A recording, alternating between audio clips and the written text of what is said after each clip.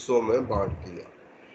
और यहाँ पर हमें कांग्रेस के पॉइंट ऑफ व्यू से, जो कांग्रेस के प्रति हमारा नज़रिया है, उसमें ये समझना है कि हम जिसकी बात करते हैं, हम हर जगह कांग्रेस की बात करेंगे।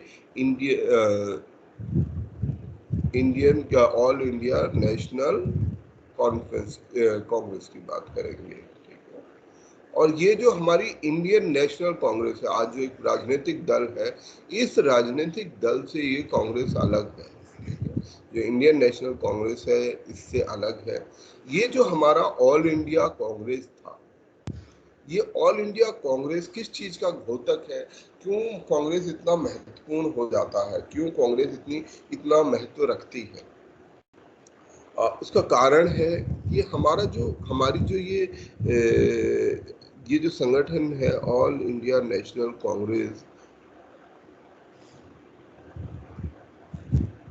ये उस समय पर एकमात्र ऐसा संगठन था जिसका लोगों में प्रतिनिधित्व था, जिसकी लोग बात सुनते थे, जिसने कोर भूमिका निभाई, मुख्य भूमिका निभाई हमारे देश में राष्ट्रवाद को स्थापित करने में, नेशनलिज्म को स्थापित करने में और नेशनल मूवमेंट को आगे चलाने में। तो नेशनल मूवमेंट जो हमारा राष्ट्रीय आंदोलन था, स्वतंत्रता का आंदोलन था, उसको लगभग सिंगल हैंडेडली, और भी कुछ लोग थे जिन्होंने इसमें योगदान दिया, परंतु फिर भी बहुत ही महत्वपूर्ण भूमिका अगर किसी एक संगठन की हो तो वो ये ऑल इंडिया कांग्रेस थी। तो इसलिए कांग्रेस पूरे इस दौर में 1947 तक एक महत्वपूर्ण भूमिका निभाती रही।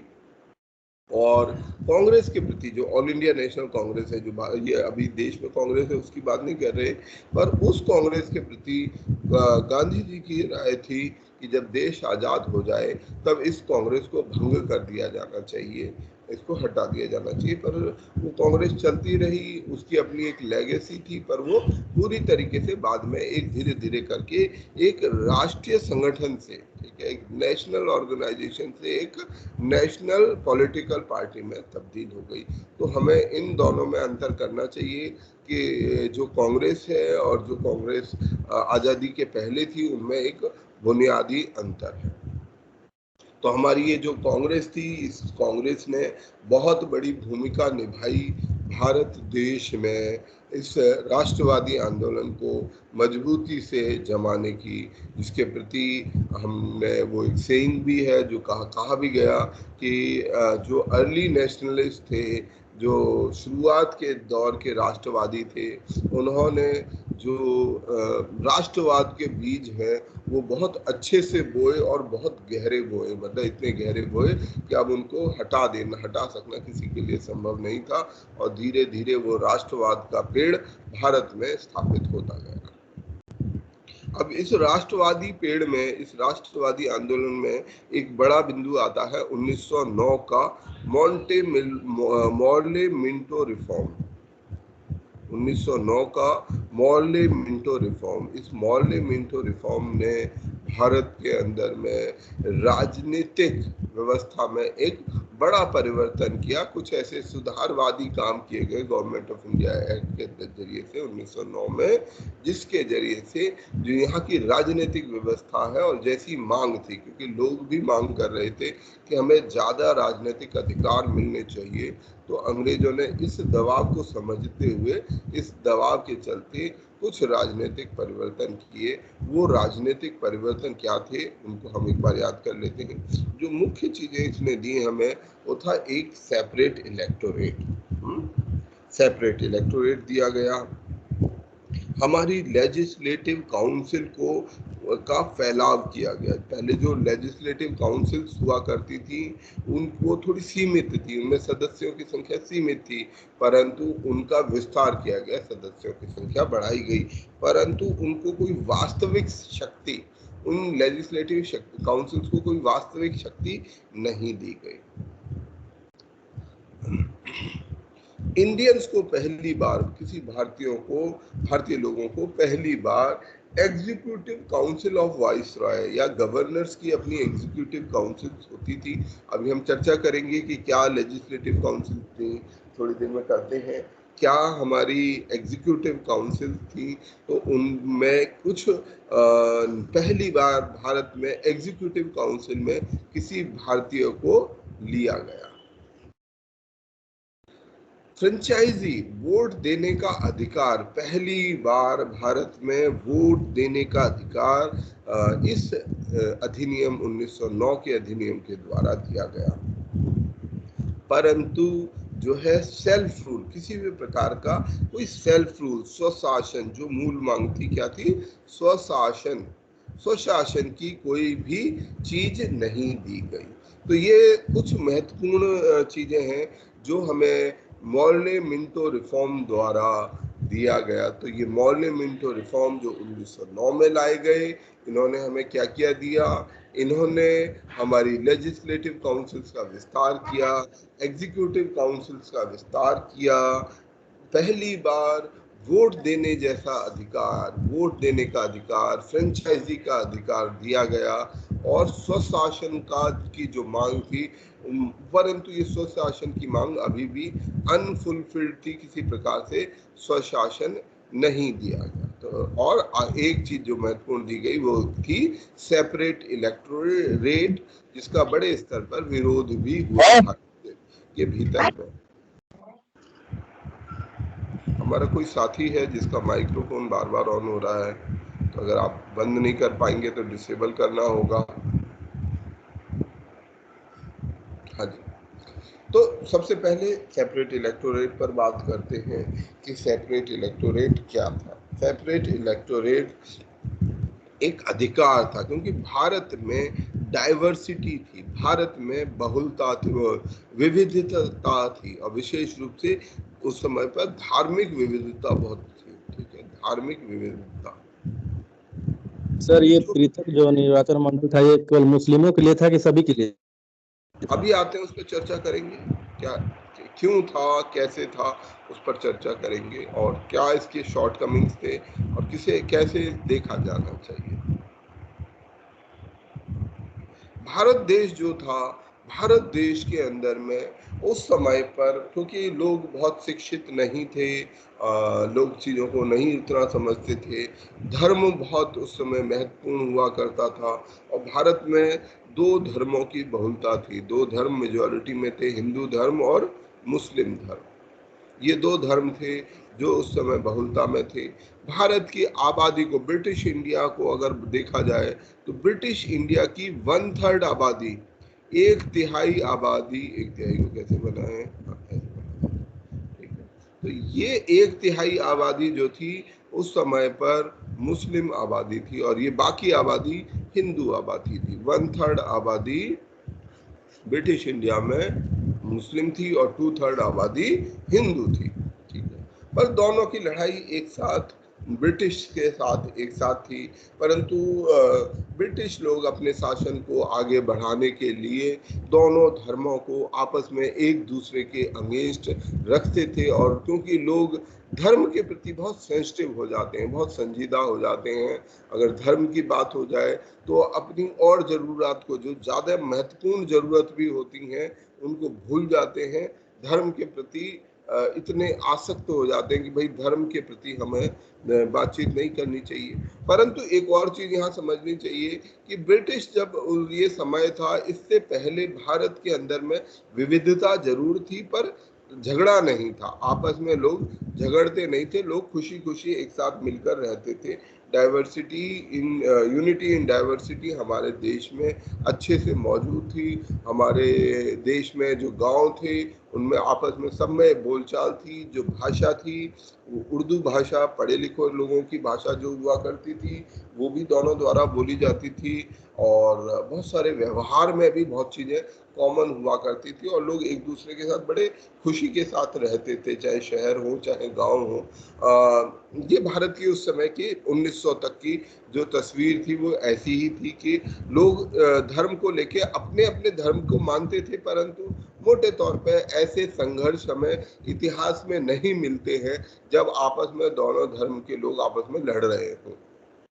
ठीक है, मामूली कहीं छोटी घटनाओं को छोड़ दिया जाए तो ऐसी घटनाएं हमें इतिहास में नहीं मिलती है, एक्सेप्ट 1940 के बाद। ठीक है, हमारे को बड़े स्तर पर ऐसी घटनाएं 1940 के बाद मिलती है, पहले नहीं मिलती हैं। तो ये दोनों जो धर्म थे वो अपने लिए जगह, मतलब खास तौर में जो धर्मों के मतलब धर्म को मानने वाले बड़े लोग हैं, जो एलीट तबका है, जैसे मुस्लिम लीग है। मुस्लिम लीग किसका प्रतिनिधित्व करती थी? मुस्लिम एलिट्स का। जो मुस्लिम जमींदार हैं, आम मुस्लिम का प्रतिनिधित्व नहीं करती थी, बल्कि मुस्लिम एलिट्स का प्रतिनिधित्व करती थी और उनके हितों की बात करती थी, और अपनी अपनी राजनीति को, अपने अपने राजनीतिक स्पेस को ऑक्युपाई करने के लिए कि भाई ठीक है, हम सब पर शासन नहीं कर सकते हैं, हम सब पर राजनीति नहीं कर सकते, तो इस राजनीति के चलते, इस राजनीति को करने के लिए ये कुछ विचार लोगों के दोनों पक्षों की तरफ से दिए गए कि जो है मुस्लिम एक अलग समुदाय है और उसको अलग तरीके से रहना चाहिए, और इसी प्रोसेस में मुस्लिम लीग की स्थापना 1906 में की गई। हमने कल क्लास में पढ़ा था 1906 में, और इसकी एक मांग थी सेपरेट इलेक्टोरेट। अब ये सेपरेट इलेक्टोरेट की मांग क्या होती है? ऐसा होता है जहां पर जैसे माइनॉरिटी है, कहीं भी कोई अल्पसंख्यक वर्ग है, उस अल्पसंख्यक वर्ग की खास तौर में डेमोक्रेटिक सिस्टम में, डेमोक्रेसी में सबसे इंपॉर्टेंट क्या होता है? लोकतंत्र में सबसे महत्वपूर्ण क्या होता है? लोगों का मत, ठीक है, और या तो यूनैनिमिटी हो, लोक मत में सभी लोग एक पक्ष में हो। अगर लोग यूनैनिमिटी नहीं है,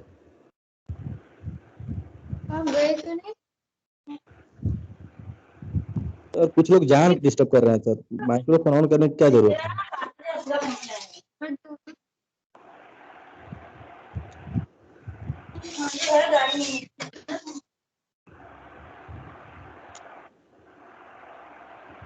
क्या आप में से कोई पहचान सकते हैं कि कौन है हमारे साथी जो बार बार डिस्टर्ब कर रहे हैं?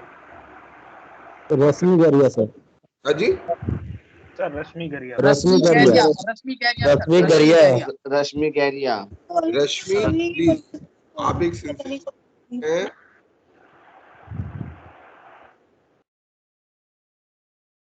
Sorry sir.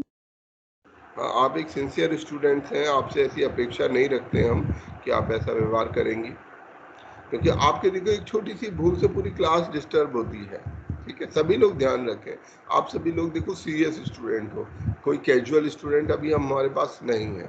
आप सब वो लोग हो जो जीवन में कुछ हासिल करना चाहते हो, और हासिल करने में हमें एक दूसरे का साथ देना पड़ेगा, एक दूसरे के साथ चलना पड़ेगा। हम आपस में एक दूसरे से लड़कर कहीं नहीं पहुंच सकते, तो हमें एक दूसरे के साथ चलना है, ध्यान रखना है एक दूसरे का। अच्छा, हम सेपरेट इलेक्टोरेट की बात कर रहे थे। जो सेपरेट इलेक्टोरेट में हमारा जो लोकतांत्रिक सिस्टम होता है, लोकतांत्रिक सिस्टम में मत की बड़ी भूमिका होती है, वोट की बड़ी भूमिका होती है, और जो वोट होता है या तो यूनैनिमस हो, अगर यूनैनिमिटी नहीं होती, हम एक किसी मुद्दे पर तय नहीं कर पा रहे हैं, तो हमें क्या करना पड़ता है? अगर मान लीजिए हम 100 लोग हैं इस क्लास में और कोई चीज, किसी प्रस्ताव को रखते हैं, वो प्रस्ताव यूनैनिमिटी से नहीं पास हो, तब हमें क्या करना पड़ेगा? लोकतांत्रिक व्यवस्था के तहत क्या करना पड़ेगा? तो वोटिंग, मत विभाजन। वोटिंग सर, मत विभाजन, ठीक है। मत विभाजन में क्या होगा? जहां भी 51 लोग जिस तरफ होंगे, 49 लोग जिस तरफ दूसरी तरफ होंगे, तो जिधर से 51 से ज्यादा लोग हों, वो काम को, उस प्रस्ताव को मान लिया जाए। ये हमारा एक स्टैंडर्ड नॉर्म, हमारे जो मेजॉरिटेरिज्म, बेसिकली ये डेमोक्रेसी नहीं होती, लोकतंत्र में ऐसा नहीं होना चाहिए कि 49 लोगों के मत की कोई भूमिका ना हो, क्योंकि ये एक ही 2 ही नंबर तो कम है, एक ही नंबर ही तो कम है। परंतु यदि हम इन 49 लोगों के ओपिनियन को वैल्यू नहीं करेंगे तो क्या होगा? अगर मान लीजिए हम 100 लोग हैं, किसी चीज के लिए वोट करते हैं, और 51 लोग एक पक्ष में हैं, 49 लोग एक पक्ष में हैं, और 51 लोग किसी कारण, जैसे मान लेते हैं हमारी क्लास में, ये हमारे एकेडमी का रियल लाइफ एग्जांपल है, मैं बताता हूँ कि जैसे हमारी एकेडमी है, एकेडमी में पूरे देश भर से लोग आते हैं, इकट्ठे होते हैं, अलग अलग ऑफिसर्स हैं, अलग अलग क्षेत्रों से आते हैं, और खाना जो बनता था, मैस का खाना जो बनता था, वो मूलतः नॉर्थ इंडियन खाना ज़्यादा बनता था, क्योंकि जो एकेडमी थी, जो हमारी एकेडमी है, वो एकेडमी उत्तर भारत में है। एक बात, जो खाना बनाने वाले हैं वो उत्तर भारतीय हैं, और जो मेजॉरिटी लोग हैं जो खाने वाले हैं वो भी उत्तर भारतीय हैं। परंतु कुछ ऐसे हैं, जैसे मान लीजिए 100 बच्चे थे तो 66 बच्चे नॉर्थ इंडियन हैं और 33 बच्चे साउथ इंडियन हैं, और इस कारण से साउथ इंडियन फूड नहीं बनता। ऐसे में क्या होगा, अगर 66 बच्चे कहेंगे भाई अगर वोट डालेंगे तो खाना कैसा बनेगा भाई, अगर नॉर्थ इंडियन। अच्छा बनेगा। हमेशा नॉर्थ इंडियन। नॉर्थ इंडियन अगर हम किसी भी तरीके का वोटिंग मैकेनिज्म लेंगे तो खाना किस प्रकार का बनेगा, नॉर्थ इंडियन। तो हमेशा से किसका रहेगा, नॉर्थ इंडियंस का। जो साउथ इंडियन लोग हैं, जो नॉर्थ इंडियन खाने को नहीं जानते हैं, नहीं पसंद करते हैं, उनका क्या होगा, वो लोग क्या फील करेंगे, देयर विल बी अलग फील करेंगे। अलग फील करेंगे, एलिनेटेड फील करेंगे, डिस्क्रिमिनेटेड फील करेंगे। ठीक है, अलगाव की भावना उनके अंदर उत्पन्न होगी, और ये अलगाव की भावना क्या करेगी, हमारे लोकतंत्र को बहुत नुकसान पहुंचाएगी, देश को बहुत नुकसान पहुंचाएगी। तो हमारा जो लोकतंत्र, जो मत विभाजन की प्रक्रिया होती है, उसमें हमें सभी का पक्ष लेके चलना चाहिए। लोकतंत्र, आदर्श लोकतंत्र वो नहीं होता जो मेजॉरिटेरियनिज्म होता है। ठीक है, बहुसंख्यकवाद, ठीक है, बहुसंख्यकवाद और लोकतंत्र में अंतर होता है, दोनों सेम चीज नहीं है। बहुसंख्यकवाद में ऐसा होगा कि भाई जिसकी भी संख्या ज्यादा है वही अपनी चीजें करवाएंगे। परंतु जब लोकतंत्र की हम बात करेंगे, लोकतंत्र में हर व्यक्ति इंपॉर्टेंट है, क्योंकि ये लोगों का शासन है। अन्यथा जो लोग कम संख्या में होंगे, माइनॉरिटी में होंगे, वो अपने को एलिनेटेड फील करेंगे, और अंतोगत्वा वो आपके डेमोक्रेसी को नुकसान होगा उससे। ठीक है, तो हम कोई परोपकार की भावना से नहीं कर रहे हैं। हम लोकतंत्र को अगर मजबूत भी करना चाहते हैं, हमें ये करना चाहिए। तो भारत में भी जब इस तरीके का ये जो फ्रेंचाइज का सिस्टम आने लगा, वोट देने का सिस्टम आने लगा, तो इस बात की मांग होने लगी कि भाई हमें जो है, जो मुस्लिम समुदाय है, मुस्लिम समुदाय का कहना ये था कि भाई जो मान लीजिए पार्लियामेंट जो भी कुछ बनेगा, ऐसी बॉडी बनेगी उसमें 50 सदस्य हैं। उस 50 सदस्यों में, क्योंकि भारत के अंदर में मुस्लिम बहुसंख्या में है, या एक जिले में, एक डिस्ट्रिक्ट की बात करें, अब जिस भी जिले में रहते हैं, हम लेट्स से गाजियाबाद का एग्जांपल लेते हैं कि गाजियाबाद एक जिला है जिसमें मुस्लिम आबादी लेट्स से 30% है, या किसी भी धर्म की, हम किसी का नाम नहीं लेते, एक्स कम्युनिटी है जिसकी आबादी 70% है, वाई कम्युनिटी है जिसकी आबादी 30% है। तो ऐसे में जब भी गाजियाबाद के अंदर में एमपी के वोट डाले जाएंगे, मेंबर ऑफ पार्लियामेंट के वोट डाले जाएंगे, और ये मानते हुए, या अगर हम मान के यहाँ ये चल रहे हैं कि जो एक समुदाय के लोग हैं वो एक समुदाय में वोट करेंगे, तो ऐसे में हर साल, हर 5 साल बाद जो एमपी बनेगा वो किस दल का बनेगा, किस पक्ष का बनेगा, एक्स पक्ष का या वाई पक्ष का? सर एक्स का। एक्स का, क्योंकि ये मोर देन 50%, जो हमारा वोटिंग होता है उसमें क्या होता है, सभी लोग वोट डालते हैं। वोट डालते समय वो अपने अपने कैंडिडेट को चुनते हैं, जिसको सबसे ज्यादा वोट मिल जाता है, first past the post, FPTP system follow करते हैं। जो भी उस नंबर से ऊपर चला जाएगा वो जीत जाएगा, जिसके पास ज्यादा वोट मिल गए वो जीत जाएगा। और ऐसे में क्योंकि एक आबादी बहुसंख्यक है, एक आबादी अल्पसंख्यक है, तो ऐसे में प्रति वर्ष जो लेजिस्लेचर के लिए और एग्जीक्यूटिव के लिए लोग चुने जाएंगे, वो एक ही ग्रुप से लोग चुने जाएंगे, और ये अल्टीमेटली मेजॉरिटेरिज्म का शिकार हो जाएगा। ऐसी मांग मुस्लिम समुदाय के द्वारा की गई, और अंग्रेजों ने शायद इस मांग को एक्सेप्ट किया। उनका जो ये इस मांग को मान लेना था, इस मांग को स्वीकार कर लेना था, उसमें उनके कोई लोकतांत्रिक अप्रोच की बजाय उनकी जो डिवाइड एंड रूल की पॉलिसी थी वो ज़्यादा उनके लिए महत्वपूर्ण थी, क्योंकि वो यही चाहते थे कि हमारे देश में भारत देश के अंदर में ये लोग आपस में धर्म के आधार पर और तमाम आधारों पर लड़ते रहे, जिससे हमारा शासन उतना आगे चलता जाएगा। तो इसी बात को ध्यान रखते हुए सेपरेट इलेक्टोरेट की पॉलिसी भारत के अंदर में अंग्रेजों द्वारा 1909 के रिफॉर्म में, जिसमें मुस्लिम्स को, ध्यान रखिएगा, ये सेपरेट इलेक्टोरेट मुस्लिम्स को 1909 में दिया गया। खाली मुस्लिम्स को ही नहीं दिया गया, बाद में और लोगों को भी दिया गया। उसकी चर्चा हम अलग से करेंगे कि कैसे सेपरेट इलेक्टोरेट हमारे को दिया गया। तो ये एक संवैधानिक तरीका था, ऐसा एक तरीका था जिसके द्वारा जो है जो अल्पसंख्यक समुदाय के लोग थे, उन अल्पसंख्यक समुदाय के लोगों को भी जो है प्रतिनिधित्व मिल सके। इस व्यवस्था के अंदर क्या किया गया था सेपरेट इलेक्टोरेट में कि हर क्षेत्र में, जैसे गाजियाबाद की अभी हमने बात की, तो जहां हमें ऐसा लगता है कि भाई यहाँ से कोई भी व्यक्ति जीत के नहीं जा सकता है, तो ऐसे में जो संसद है, संसद में, क्योंकि अगर हर क्षेत्र में यही रेशियो है 70-30 का, मान लेते हैं हमारी 500 सीटें हैं लोकसभा की, और हर डिस्ट्रिक्ट में हर सीट पर यही विभाजन है, 70% एक्स सोसाइटी लोग रहते हैं और 30% वाई लोग रहते हैं, तो संसद में कितने लोग पहुंचेंगे? 500 में से एक्स कम्युनिटी के लोग कौन से पहुंचेंगे? और यहाँ पे मैं ये प्रिज्यूम कर रहा हूँ कि 70 के 70 एन ब्लॉक वोट डालते हैं, एक साथ वोट डालते हैं, और वाई एक साथ वोट डालते हैं। तो संसद में कितने लोग, कौन से समुदाय के लोग पहुंचेंगे और कितनी संख्या में पहुंचेंगे, कुछ बता सकता है? सर 350 पहुंचेंगे 70% वाले एक्स। 350 पहुंचेंगे एक्स के। ध्यान रखिएगा 51% पे जीत जाते हैं हम। कोई और?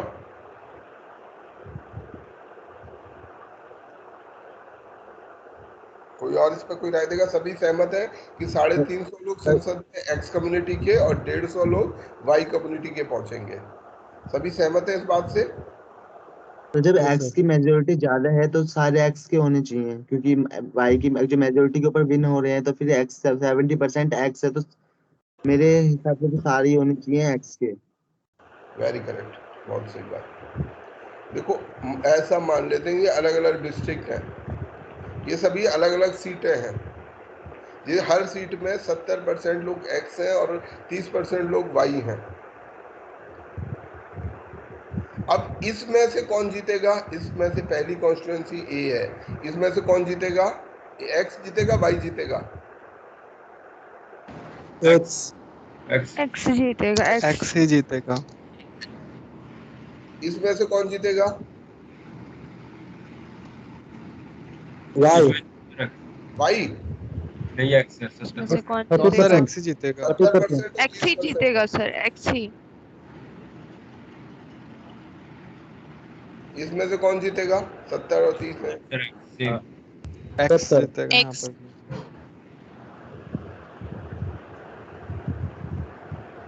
सर एज यू सेड के मतलब 70 और 30 का रेशियो हर स्टेट में है कि 500 की 500 सीट किसके पास चली जाएंगी?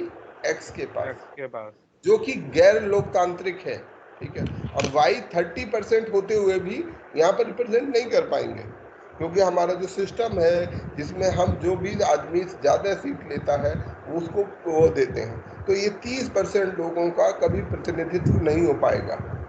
इस प्रतिनिधित्व को एंश्योर करने के लिए, ठीक है, ये हमारा जो सिस्टम होता है डेमोक्रेटिक सिस्टम, जिसे हम FTPT सिस्टम बोलते हैं, FPTP सिस्टम बोलते हैं, इस सिस्टम का शॉर्टकमिंग है। इस सिस्टम की एक खास कमी होती है कि ये सिस्टम जो विविधता है, डाइवर्सिटी है, इसको अकाउंट फॉर नहीं करता, बल्कि इस डाइवर्सिटी को बहुजनवाद में, मेजॉरिटेरियनिज्म में कन्वर्ट कर देता है, क्योंकि संसद में लोग 100% पहुंच जाएंगे और वो जो भी फैसले करेंगे वो एक्स समुदाय के हिसाब से करेंगे। ये चीज जो है, यही बात भारत में जो है कही गई और इसको लागू किया गया। परंतु अंग्रेजों के अपने कुछ निहित स्वार्थ थे, उन्होंने भी इस बात को सेपरेट इलेक्टोरेट को बहुत उससे नहीं रखा, कि इसलिए नहीं कर दिया कि वो बहुत ईमानदार लोग थे, पर उनके अपने निजी स्वार्थ थे। और भारत के नेताओं को ये चीज बहुत गलत महसूस हुई, जो हिंदू मुस्लिम समुदाय के लोग, क्योंकि भारत का जो स्वाधीनता संग्राम था, जो नेशनलिज्म था, वो सेक्युलरिज्म के प्रिंसिपल पर आधारित था। उनका कहना ये था, अगर हम समाज को ऐसे बांटेंगे, हिंदू मुस्लिम में बांटेंगे, तो कल हिंदू सिख भी खड़े होंगे, फिर क्षेत्रवार झगड़ा शुरू हो जाएगा, फिर जातिवार झगड़ा शुरू हो जाएगा, और भारत बहुत सारे हजारों टुकड़ों में बंट जाएगा। अगर हम सेक्युलरिज्म को, क्यों हमें सेक्युलरिज्म को, गैर सांप्रदायिकता को प्रेम करना चाहिए? इसीलिए करना चाहिए कि यदि हम सांप्रदायिकता की सोच पर चलेंगे तो हम भारत के हजारों टुकड़े कर डालेंगे, क्योंकि भारत में बहुत सारी विविधता है, बहुत सारे लोग हैं जो अलग अलग तरीके से हमसे अलग हैं। कोई तमिलनाडु का है तो क्षेत्र का कहीं प्रभाव है, कहीं धर्म का प्रभाव है, कहीं जाति का प्रभाव है, ऐसे तमाम तरीके के प्रभाव हैं।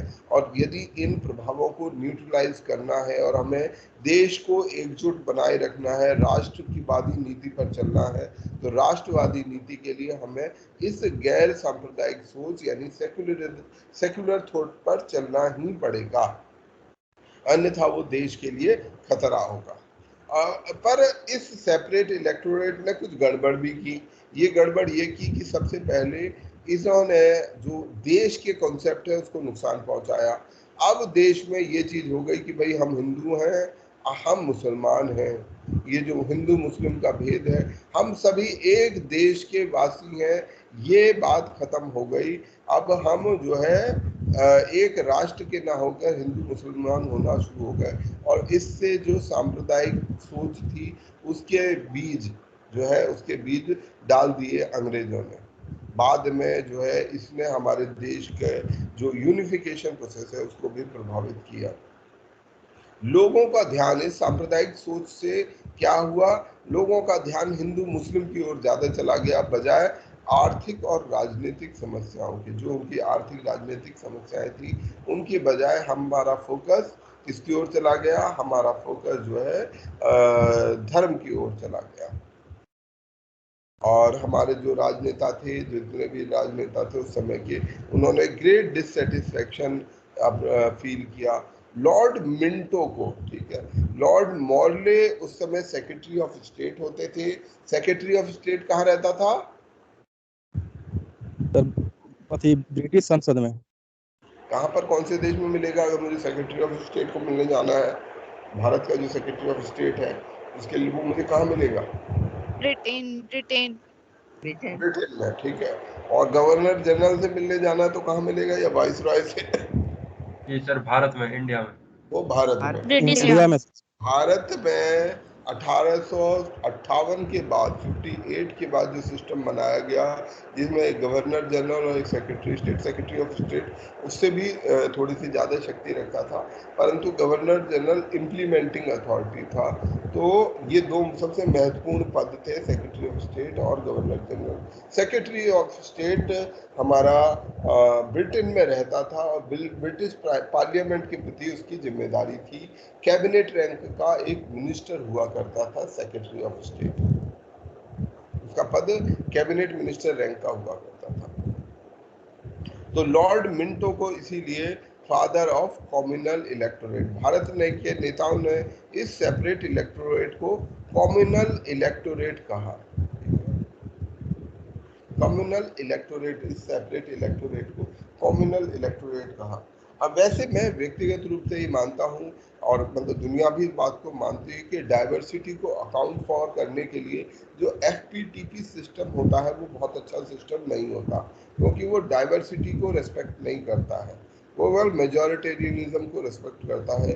यही कारण है कि दुनिया के जितने भी अधिकांश विकसित देश हैं, लगभग 100 से ज़्यादा देश हैं जहां FPTP सिस्टम फॉलो नहीं किया जाता।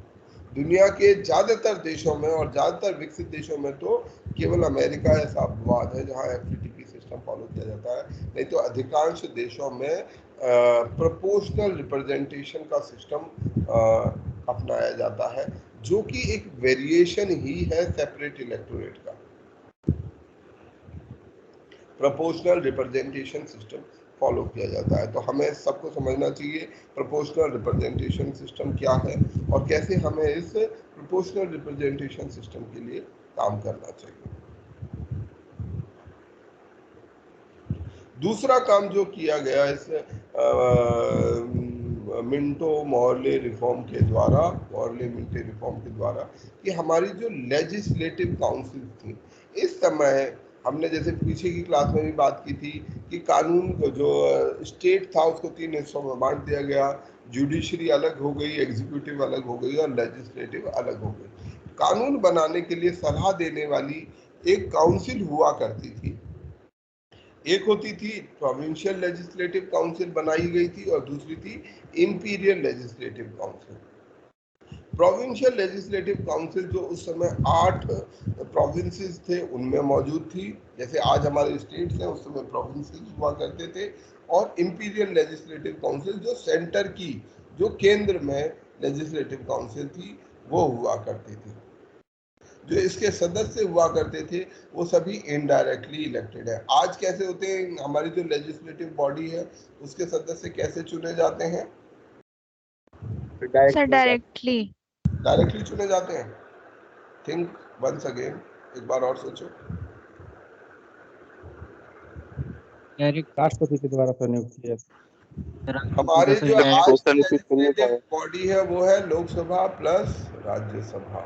प्रेसिडेंट को मैं अभी बाहर कर देता हूँ। तो Lok Sabha is elected directly, Rajya Sabha is elected indirectly. ठीक है, तो अभी जो इलेक्शन है वो मिक्स है ना। लोकसभा में जो रिप्रेजेंटेशन है वो डायरेक्ट रिप्रेजेंटेशन है, डायरेक्ट इलेक्शन है, और राज्यसभा का इलेक्शन इनडायरेक्ट इलेक्शन है। ठीक है, पर उस समय ये पूरी तरीके से इनडायरेक्ट ही हुआ करता था, लोगों को चुना जाता था, अब इलेक्ट नहीं किया जाता था। और इनके पास कोई, पहली बात कि इलेक्शन इनडायरेक्ट था, और दूसरी बात कि जो कोई शक्ति इनके पास इस समय हासिल नहीं थी, ना तो ये बजट को डिस्कस कर सकते थे, ना किसी तरीके के प्रस्ताव को पास कर सकते थे। तो ये लेजिस्लेटिव काउंसिल की समय की स्थिति थी। एग्जीक्यूटिव, जैसे लेजिस्लेटिव काउंसिल है ऐसे ही वाइसरॉय के पास और गवर्नर के पास अपनी अपनी एग्जीक्यूटिव काउंसिल होती थी। जैसे आज जो काम हमारी काउंसिल ऑफ मिनिस्टर करती है, ऐसे ही वाइसरॉय की अपनी एग्जीक्यूटिव काउंसिल थी और गवर्नर्स के पास अपनी एग्जीक्यूटिव काउंसिल थी जो एग्जीक्यूटिव फंक्शंस को करती थी। तो ये 1909 में पहली बार किसी भारतीय को एग्जीक्यूटिव फंक्शंस के लिए जाने की बात की गई कि एक सदस्य जो है लेजिस्लेटिव एग्जीक्यूटिव काउंसिल में भारतीय भी होगा। तो सत्येंद्र प्रसाद सिन्हा पहले भारतीय बने जिन्होंने वाइसरॉय की एग्जीक्यूटिव काउंसिल को एज लॉ मेंबर ज्वाइन किया। पहले एग्जीक्यूटिव काउंसिल, ध्यान रखिएगा हम एग्जीक्यूटिव काउंसिल की बात कर रहे हैं, ना कि लेजिस्लेटिव काउंसिल। ठीक है, तो इस एग्जीक्यूटिव काउंसिल में पहली बार किसी भारतीय को लिया गया। जो वोट का अधिकार था, एक प्रकार के वोट की जो शुरुआत हुई वो 1909 में हो गई थी, परंतु जो फ्रेंचाइजी था, जिन लोगों को वोट देने का अधिकार था, वो बहुत सीमित थे। आज कौन सा, किस तरीके का फ्रेंचाइज या वोट देने का अधिकार, मताधिकार का जो सिस्टम है वो क्या फॉलो किया जाता है? above 18 years of age. इसको हम क्या बोलते हैं? Universal adult franchising. ठीक है, इससे ही सीधा मतलब निकलता है यूनिवर्सल मतलब सार्वभौमिक। हर व्यक्ति को वोट देने का अधिकार है। कौन से व्यक्ति को वोट देने का अधिकार है? जो अडल्ट हो। अडल्ट कौन है? 18 साल से बड़ा होना चाहिए। हर व्यक्ति जो 18 प्लस है उसे वोट देने का अधिकार है, चाहे वो पढ़ा लिखा हो, अनपढ़ हो, गरीब हो, अमीर हो, कुछ भी हो, उसे वोट देने का अधिकार है, अनटिल अनलेस उसका ये अधिकार किसी और दूसरे कानून के तहत खत्म ना कर दिया गया हो।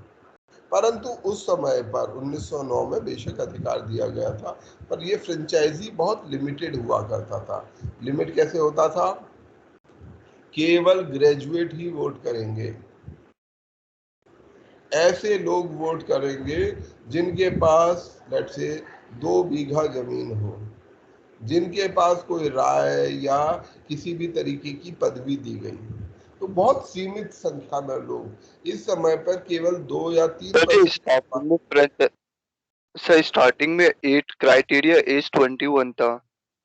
मैं एज के अलावा भी बहुत सारे क्राइटेरिया थे, जैसे ग्रेजुएट्स को केवल वोट देने का अधिकार था, किसी के पास जमीन का कितनी है उससे डिसाइड होता था, किसी को कोई उपाधि वगैरह दी गई है उससे तय किया जाता था।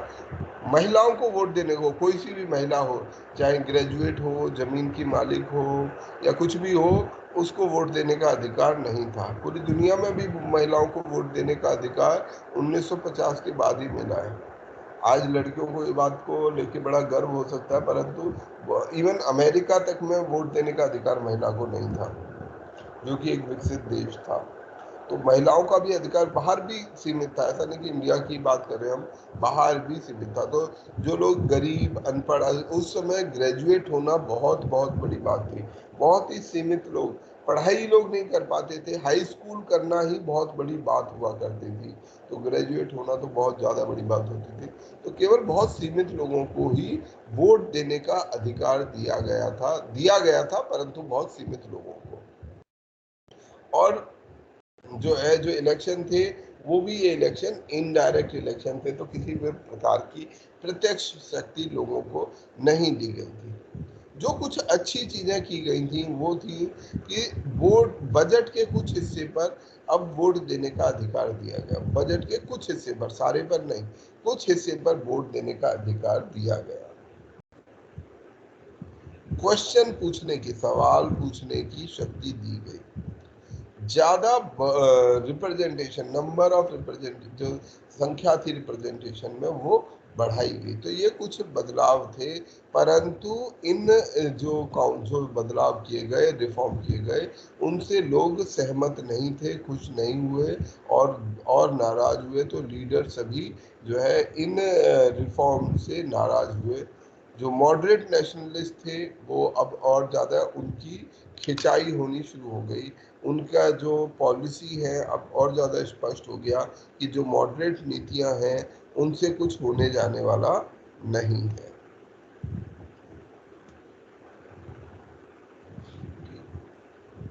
अब इसके अगले हिस्से में चलते हैं।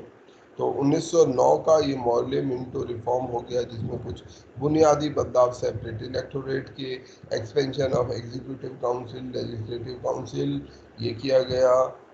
सेपरेट इलेक्टोरेट इंट्रोड्यूस किया गया। वोट देने का अधिकार पहली बार, फ्रेंचाइजी पहली बार इंट्रोड्यूस की गई। ये कुछ मुख्य बदलाव हमारे 1909 के मॉर्ले मिंटो रिफॉर्म द्वारा किए गए, परंतु इनसे कोई भी भारतीय खुश नहीं हुआ। 1909 के बाद जो भारत की राजनीति थी वो काफ़ी हद तक सुप्त हो गई, सो गई। क्यों सुप्त हो गई? क्योंकि नंबर एक, जो मेन धुरी थी, जो कांग्रेस नाम की मेन धुरी थी, वो लार्जली मतलब खत्म हो गई। लोगों को थोड़ी बहुत एक्सपेक्टेशन थी इन मॉर्ले मिंटो रिफॉर्म्स से, लोग इनमें बिजी हो गए। तो लोग एक हद तक भारत के अंदर जो मूवमेंट था वो एक हद तक काफ़ी हल्का हो गया। परंतु ये मूवमेंट सबसे प्रभावित हुआ पहले विश्व युद्ध के दौरान। ठीक है, हमारे देश में राष्ट्रीयता की मांग, राष्ट्रीयता की पहचान वापस फिर से खड़ी होने लगी 1914 से, क्योंकि 1914 में जो पहला विश्व युद्ध हुआ उसने काफ़ी कुछ बदला। उसने सबसे पहली की चीज क्या बदली, सबसे ज्यादा क्या असर डाला?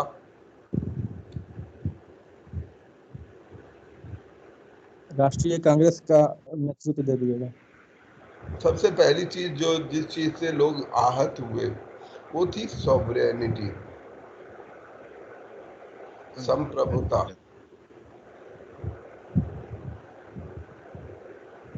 भारत ने प्रथम विश्व युद्ध में भाग लिया बिना अपनी मर्जी के। हम भाग भी ले रहे हैं और हमारी मर्जी भी नहीं है, हमसे किसी ने पूछा भी नहीं, है ना।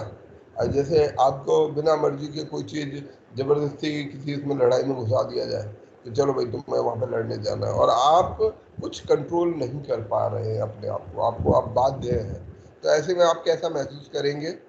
और ऐसी लड़ाई में जिसके में आपका कोई लेना देना भी नहीं है, आपको कोई फायदा नहीं है, आपको पता है इससे मुझे क्या मिलेगा। विश्व युद्ध यूरोप के देशों की आपस की लड़ाई थी, उसमें हमारा तो कोई लेना देना नहीं था, हम तो वैसे ही खुद परेशान थे, परंतु उस युद्ध में हमें जबरदस्ती घुसा दिया गया। तो ये जबरदस्ती हमारे ऊपर युद्ध थोप देने से लोगों के भीतर ये जो है गहरा दुख और आक्रोश पैदा हुआ, यार ये क्या है, हमसे कोई पूछता भी नहीं है, ठीक है, कि हम क्या करना चाहते हैं। इवन जैसे आज के समय में लड़का लड़की की भी शादी कर देते हैं और लड़का लड़की की शादी भी बिना पूछे कर देता है, वो कितना आहत फील करते हैं। इस बात से नहीं आहत फील करते कि लड़की अच्छी है या बुरी है या क्या कुछ भी है, बस वो ये चाहते हैं यार कि मेरी शादी हो रही है, मुझसे पूछा तो जाए। ठीक बोल रहा हूँ ना मैं? Yes sir. किसी बच्चे की शादी, किसी आप में से किसी की शादी आपके माता पिता बिना पूछे आपके कर दें, कल वो कहते हैं चलो भाई वहाँ पर मंडप में बैठना, तेरी कल शादी है, लड़का हो या लड़की, तो आपको इस बात से बुरा नहीं लगेगा कि कौन सी लड़की है, कैसी लड़की है, मैं शादी नहीं करना चाहता हूँ। निश्चित रूप से आप भी भाई व्यस्त हैं, अगर मैरिजेबल एज के हैं तो आप शादी करना चाहेंगे, परंतु आप ये जरूर चाहेंगे कि भाई अगर मेरी शादी की जा रही है तो मुझसे पूछा जाए, मुझे बताया जाए। अन्यथा आप क्या महसूस करते हैं, यार मैं अपने ऊपर ही मेरा कोई कंट्रोल नहीं है, तो आप उससे बहुत आहत महसूस करते हैं। तो उससे भी कहीं ज़्यादा आहत भारत ने महसूस किया होगा अपने आप को जब उसे विश्व युद्ध में उसके ऊपर थोप दिया गया, पहला विश्व युद्ध उसके ऊपर थोप दिया गया। तो अब जब ये युद्ध आया भारत के ऊपर, तो युद्ध की वजह से लोग, एक तो माहौल पैदा हुआ, दूसरी चीज, एक चीज तो ये है युद्ध का थोपा जाना, दूसरी बात ये हुई कुछ लोगों ने इसे एक मौके के तौर पे भी देखा, अपॉर्चुनिटी के तौर पे। कैसी अपॉर्चुनिटी? क्योंकि ये वो समय था जब ब्रिटिश लोग अपने युद्ध में व्यस्त थे, जो वो दूसरी शक्तियों से, जर्मनी से, ऑस्ट्रिया से लड़ रहे थे और कमजोर हो रहे थे। अब जब उनका ध्यान दूसरी तरफ है तो हमारे लिए मौका है, हम यदि थोड़ा सा ठीक ठाक काम करें तो हो सकता है ये, क्योंकि इस समय वो कमजोर है, अगर हमें किसी बहुत मजबूत प्रतिद्वंदी से लड़ना है और हम बहुत कमजोर हैं, तो जैसे गुरिल्ला वॉरफेयर होता है, उसमें क्या किया जाता है, सोते हुए उस पर हमला कर दो, क्योंकि वो इतना, अगर हम उसको जगा के मारेंगे तो वो हमें खत्म कर देगा, तो ऐसे में हम उसे सोते हुए ही हमला कर देते हैं। तो ऐसी कुछ नीति अपने देश के हित के लिए हमारे जो क्रांतिकारी लोग थे, जो एक्सट्रीमिस्ट लीडर्स थे, उन्होंने सोचा कि भाई ये बहुत अच्छा मौका है, आज अंग्रेज जो है खुद मुश्किल में है, और अगर हम थोड़ा सा प्रयास करें तो अपने को लिए आज़ादी सिक्योर कर सकते हैं, अपने लिए ज़्यादा अधिकार मांग सकते हैं अगर हम परेशान, क्योंकि हमारे ही सैनिक थे जो वहाँ लड़ रहे थे, हमारा ही पैसा था जो वहाँ पर इस्तेमाल हो रहा था, हम ही वो रसद पहुँचा रहे थे, सामान दे रहे थे जिससे वो युद्ध लड़ा जा रहा था। तो इस मौके का हमें इस्तेमाल करना चाहिए। तो भारत के नेताओं ने इस चीज़ को समझा, जिसमें कि सबसे महत्वपूर्ण रहे होम रूल लीग का मूवमेंट चलाने वाली एनी बेसेंट। एनी बेसेंट ने होम रूल लीग, जो आयरलैंड से जो एक कंसेप्ट लिया गया होम रूल का, उस पर ये आंदोलन चलाया एनी बेसेंट ने, और तिलक ने भी इसी प्रकार का एक, बाल गंगाधर तिलक ने अपना ये मूवमेंट चलाया। जो मॉडरेट लीडर्स थे उन्होंने सरकार को सहयोग देने की बात कही कि हाँ हम आपके साथ में हैं, और क्यों वो साथ देने के लिए तैयार हो गए, क्योंकि उन्हें लगा कि जब युद्ध खत्म हो जाएगा, जैसे हम जैसे कि जमींदार है ना, आपके गांव का कोई बड़ा आदमी है, उसकी कोई लड़ाई चल रही है, आप उसका, दो तरीके के लोग हो सकते हैं, एक तरीके का लोग हो सकते हैं जो कहें यार अच्छा है, इसके ऊपर मुसीबत है, और ये मान लीजिए हमारे ऊपर कोई जमींदार है जिसने हमें सबको गुलाम बना रखा है, तो गुलाम भी दो तरीके की प्रवृत्ति के हो सकते हैं। एक गुलाम ऐसी प्रवृत्ति का हो सकता है जो कहे कि यार जमींदार साहब का के साथ चलते हैं, इनका साथ देंगे, और ये अगर इनको साथ देंगे तो ये हम पर मेहरबान हो जाएंगे, और जब इनकी लड़ाई खत्म हो जाएगी तो ये हमारे प्रति कुछ अच्छा वो हमें मिल जाएगी, हमें कुछ हमारी गुलामी से आज़ादी हमें मिल सकती है। तो एक तरीके के गुलाम ऐसे हो सकते हैं, दूसरे गुलाम ऐसे हो सकते हैं जो ये सोचें कि अच्छा है, ये मुसीबत में है, इस समय हम कुछ इस पर हमला कर देते हैं या कुछ ऐसा कर देते हैं जिससे हम अपने लिए आज़ादी सिक्योर कर लें। तो ये दोनों सोच के लोग हो सकते हैं। तो मॉडरेट्स जो पहली वाली सोच है उसमें रहे, उन्होंने कहा कि अंग्रेजों को अभी हम साथ देंगे तो हम बाद में इनसे अपने लिए अपने अधिकार मांग सकते हैं। परंतु एक और वर्ग के लोग थे जो थी गदर पार्टी। गदर, गदर का मतलब क्या होता है? गदर, युद्ध, युद्ध, हाँ? युद्ध, युद्ध, युद्ध सर एक आंदोलन था, गदर संगठन था होता सर, सॉरी। बेसिकली राजनीतिक तख्ता पलट। मुस्लिम उर्दू शब्द है गदर।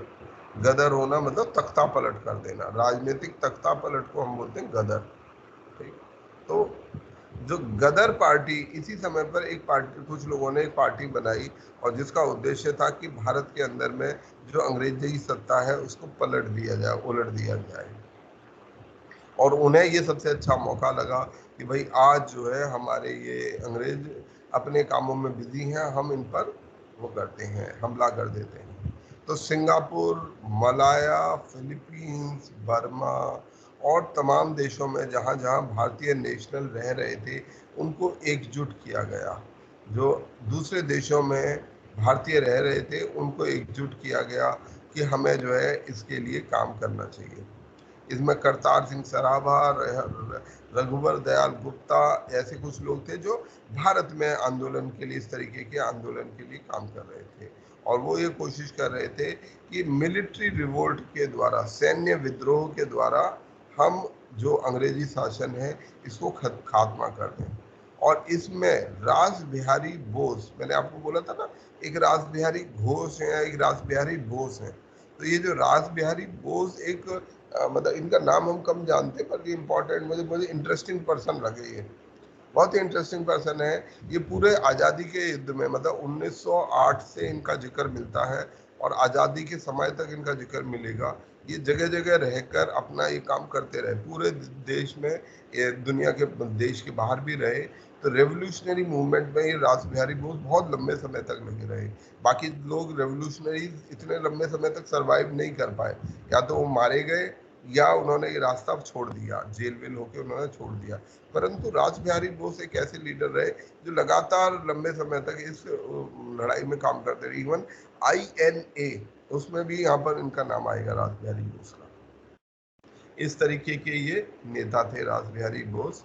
और रास बिहारी बोस जो थे, इन्होंने इसकी लीडरशिप अपनाई और ये तय किया कि हाँ हम करेंगे। पर इनकी जो कॉन्स्पिरेसी थी, जो ये प्लानिंग थी, वो CID को पता चल गई। जो गवर्नमेंट की CID हुआ करती थी उसको पता चल गई और ये गदर कॉन्स्पिरेसी फेल हो गई। इस गदर कॉन्स्पिरेसी में 40 से ज्यादा लोगों को डेथ सेंटेंस दी गई। तो ये गदर कॉन्स्पिरेसी या गदर आंदोलन इसे बोलते हैं। ठीक है। तो ये गदर आंदोलन में लोगों को पकड़ लिया गया और उनको फिर जेल भेज दिया गया या बहुतों को फांसी की सजा भी दे दी गई।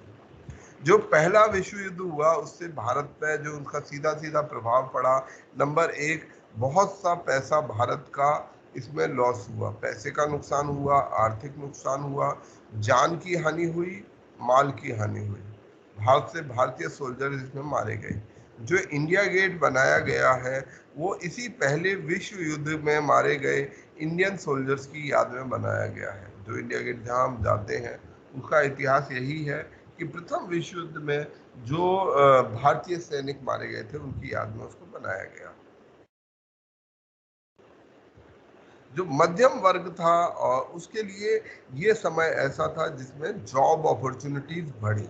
इस समय पर क्योंकि सरकार का बहुत सा पैसा आया तो कई सारे नए नए जॉब पैदा हुए, नई नई फैक्ट्रियां पैदा होनी भी इस समय पर, विश्व युद्ध के समय पर शुरू हुई।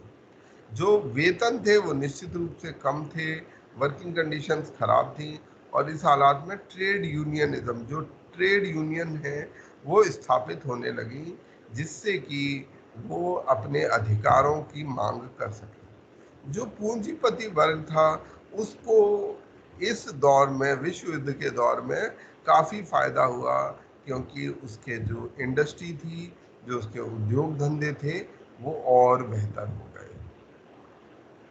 एग्रीकल्चर, खेती में इस समय देश खेती के बहुत बड़े अकाल के दौर से गुजर रहा था। ये बहुत बड़ा अकाल पड़ा और जो खाद्यान्न थे, खाने के सामान थे, उनकी शॉर्टेज हुई, जो कीमतें हैं वो पूरी तरह से गिर गई। बहुत से किसान जो है डेड ट्रैप में, क्या बोलेंगे इसको, ऋण के चक्र में फंस गए। राष्ट्रीय नेता जो थे, उन्होंने, जैसा मैंने पहले कहा, उन्होंने और ज्यादा अधिकार को सुनिश्चित करने के लिए अपने आंदोलन और तेज किए। तो हर एक व्यक्ति ने अपने अपने तरीके से इस विश्व युद्ध को देखा। किसी को उसके बहुत फायदा हुआ, किसी को इससे नुकसान हुआ। जो हमारे उद्योग धंधे थे, जो इस विश्व युद्ध के दौरान बेहतर हुए, वो उद्योग धंधे जब हमारा विश्व युद्ध खत्म हो गया, उसके बाद विश्व युद्ध के बाद उनकी हालत और खराब हो गई। हालत खराब हुई क्योंकि अब उन्हें नए ऑर्डर्स नहीं मिल रहे थे। जो मांग थी, जो युद्ध से जनित मांग थी, ठीक है, वो कम हो गई। तो जिसके कारण जो काम है, नौकरियां जो मिली थी या जो थोड़ा बहुत उद्योग धंधा पनपा था, वो वापस घटने लगा। ठीक है, ये कंसेप्ट बहुत इंपॉर्टेंट है इसे समझना कि जो वर्ल्ड वॉर है, वर्ल्ड वॉर का इकोनॉमी पर क्या फर्क रहा, क्या असर रहा, विशेष रूप से उद्योग धंधों पर। उद्योग धंधों पर दोनों विश्व युद्ध का एक सकारात्मक प्रभाव रहा। अगर उस तरह देखें, बेशक ये बहुत नकारात्मक घटना है, पर इसका सकारात्मक प्रभाव भारत के उद्योग धंधों पर पड़ा, फैक्ट्रीज पर पड़ा। क्यों? क्योंकि विश्व युद्ध होने के कारण जो ट्रांसपोर्टेशन था वो सीमित हो गया। जो आवश्यकताएं थी, वॉर के लिए रिक्वायरमेंट है, यूनिफॉर्म चाहिए, बहुत सारे सामान की आवश्यकता है जो युद्ध में लगना है, हथियार चाहिए, बहुत कुछ चाहिए हमें जो युद्ध के लिए। तो वो कहाँ बनेगा? फैक्ट्रियों में बनेगा। ट्रांसपोर्टेशन बहुत ज़्यादा है नहीं। तो ऐसे समय पर जो बाहर से सामान इंपोर्ट होके आ रहा था, वो इंपोर्ट रुक गया युद्ध के कारण। तो लोकल इंडस्ट्रीज को बढ़ी हुई मांग बढ़ गई है, वार की रिक्वायरमेंट है। तो जो यहाँ का देसी उद्योग धंधा था, उसको आगे बढ़ने में फायदा हुआ इस विश्व युद्ध के कारण। परंतु और इस जब मांग बढ़ी और उद्योग धंधा बढ़ा, तो जॉब भी बढ़े, नौकरियां भी यहाँ पर बढ़ गई, नौकरियां भी लोगों को मिली। परंतु जब युद्ध खत्म हुआ तो उसके बाद से ये फैक्ट्रियां फिर वापस बंद होने लगी, क्योंकि अब इंपोर्ट फिर वापस होने लग गए और लोगों की स्थिति और खराब हुई। लोगों के जॉब जाने लग गए, कीमतें वापस बढ़ने लगी। तो इससे हमारे देश में नुकसान हुआ लोगों को। दूसरी तरफ जो विश्व युद्ध के दौरान अंग्रेजों ने भारतीयों का साथ लेने के लिए कि भाई आप हमारे साथ आओ, हमें आपको ये चीज़ें मिलेंगी, वो सारी चीज़ें भी जब विश्व युद्ध हो गया तो अंग्रेजों ने पूरा करने से मना कर दिया या उनमें ढील कर दी। मतलब जो भरोसा दिया, जो वचन दिया, जो कहा कि अगर भारत हमारा साथ देगा तो हम ऐसा करेंगे, वैसा करेंगे, भारतीय साथ देंगे तो कैसा करेंगे, वो सब भी उन्होंने जो प्रोमिसेस किए थे वो उन्होंने तोड़ दिए, जिससे भी हमारा राष्ट्रवाद और ज्यादा पनपा।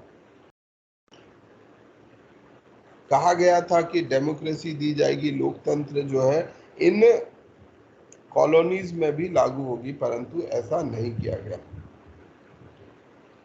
इसके उलट जो कॉलोनीज थी, जो उन्होंने हारे हुए देशों से हासिल की, वहां पर भी अपने अपने शासन जैसे उन्हें वो कोई प्राइज मिला हो, इस तरीके से हासिल कर लिया। तो ये विश्व युद्ध के दौरान का एक महत्वपूर्ण घटनाक्रम है जिसने हमारे देश में विचारों को परिवर्तित किया। इसके अलावा एक और परिवर्तन रहा, वो था रशियन रेवोल्यूशन के कारण। ये एक बहुत बड़ा रशियन रेवोल्यूशन, रूस की क्रांति पूरी दुनिया को बदलने में बहुत महत्वपूर्ण भूमिका निभाने वाली थी। तो रूस की क्रांति ने भारत में भी बहुत गहरा असर डाला। लोगों में ये विश्वास हो गया, रूस की क्रांति अपने आप में अद्भुत तरीके की, अलग तरीके की क्रांति है, जिसमें लोगों ने अपने शासन के लिए मिलिट्री तरीके से वहाँ के शासन को हरा दिया, वहाँ के अंदर एक तख्ता पलट किया गया और वहाँ पर जो बिल्कुल हाशिए पे खड़ा तबका है, जो मजदूर है, जो किसान है, उसकी सरकार को स्थापित किया। तो जब ये सरकार स्थापित हुई तो पूरी दुनिया में जो हाशिए पे खड़ा तबका है, जो मजदूर है, किसान है, उसके अंदर एक भरोसा आया कि हाँ, यदि रूस में ये चीज़ हो सकती है तो हम यही काम अपने देश में भी कर सकते हैं। तो युद्ध के बाद हमारे नेता गण जो है बड़े दुखी थे कि भाई तो उन्होंने धोखा किया हमारे साथ। एक और बदलाव हुआ विश्व युद्ध के दौरान, वो था ऑटोमन एम्पायर से संबंधित। ऑटोमन एम्पायर या तुर्की का एम्पायर, ये आगे अभी हम इसे दोबारा भी पढ़ेंगे। जो तुर्की या तुर्की में ऑटोमन एम्पायर था और ऑटोमन एम्पायर इस युद्ध के दौरान हार गया था। और ट्रीटी ऑफ सिवियर्स एक महत्वपूर्ण ट्रीटी है। ट्रीटी ऑफ सिवियर्स के जरिए से जो है इस शासन को भंग किया गया।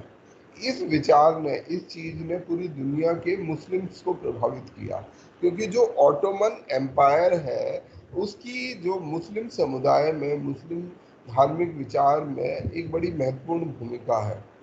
आप लोगों ने एक शब्द सुना होगा जिसको हम बोलते हैं हिंदी में खलीफा। Yes sir. Yes sir. English में इसके लिए शब्द होता है कैलिफ। क्या होता है खलीफा? सर जो हेड ऑफ लड़ता है सर अरब का राजा का नाम था खलीफा sir representative of God. Representative of God. Basically जो मुस्लिम धर्म है, मुस्लिम धर्म के अंदर में उनका अक्रॉस होल कम्युनिटी, पूरे दुनिया में जहाँ भी मुस्लिम समुदाय होगा उसका एक लीडर है, ठीक है, एक केंद्रीय नेतृत्व है जिसको खलीफा बोला जाता है या कैलिफ बोला जाता है। कैलिफ मतलब वो सभी मुस्लिम धर्म के जो भी वो हैं उनका सुप्रीम हेड है। सब ठीक बोल रहा हूँ ना मैं? भारत में इसलिए हम बोलते हैं कि yes sir. Yes sir. Yes sir. बड़ा मुस्लिम स्पिरिचुअल वर्ल्ड का लीडर होता है खलीफा। और इसकी उस समय सीट हुआ करती थी ऑटोमन एम्पायर में, तुर्की में। तो जो तुर्की में ऑटोमन एम्पायर था उसका जो राजा था उसको खलीफा माना जाता था कि वो खलीफा है, वो कैलिफ है। इस विश्व युद्ध के दौरान में क्योंकि ऑटोमन एम्पायर हार गया था और जो अंग्रेज और बाकी अदर अलाइड शक्तियां थी उन्होंने उसके साथ बहुत बुरा व्यवहार किया, उनको पूरी तरीके से मतलब इंसल्ट किया।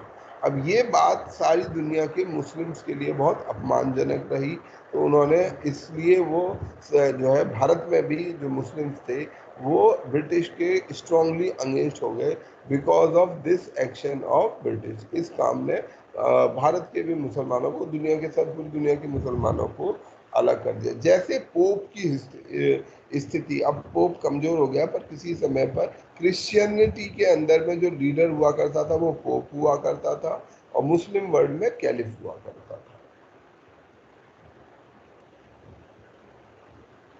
तो इसने भी बड़ा योगदान किया और इसके कारण खिलाफत आंदोलन, खलीफा से बना खिलाफत आंदोलन, इस खिलाफत आंदोलन को जन्म दिया था इस जो ट्रीटी ऑफ सिवियर्स ने। इसके अलावा ट्रेड यूनियनिज्म, ठीक है, जो मजदूरों का आंदोलन था वो भी और मजबूत हुआ इस दौरान में, इस पूरे समय में। 1920 के बाद में भारत में जो मजदूरों के आंदोलन, जिसने आगे चल के, क्योंकि रूस के आंदोलन ने हमें मजदूरों के आंदोलन को मजबूत किया और इसने दुनिया को बदलने में बहुत महत्वपूर्ण भूमिका निभाई है। तो यहाँ पर स्थापित किया गया AITUC, All India Trade Union Congress, by NM Joshi. ये बहुत बड़े मजदूर नेता थे NM जोशी, जिन्होंने बनाया all India Trade Union Congress.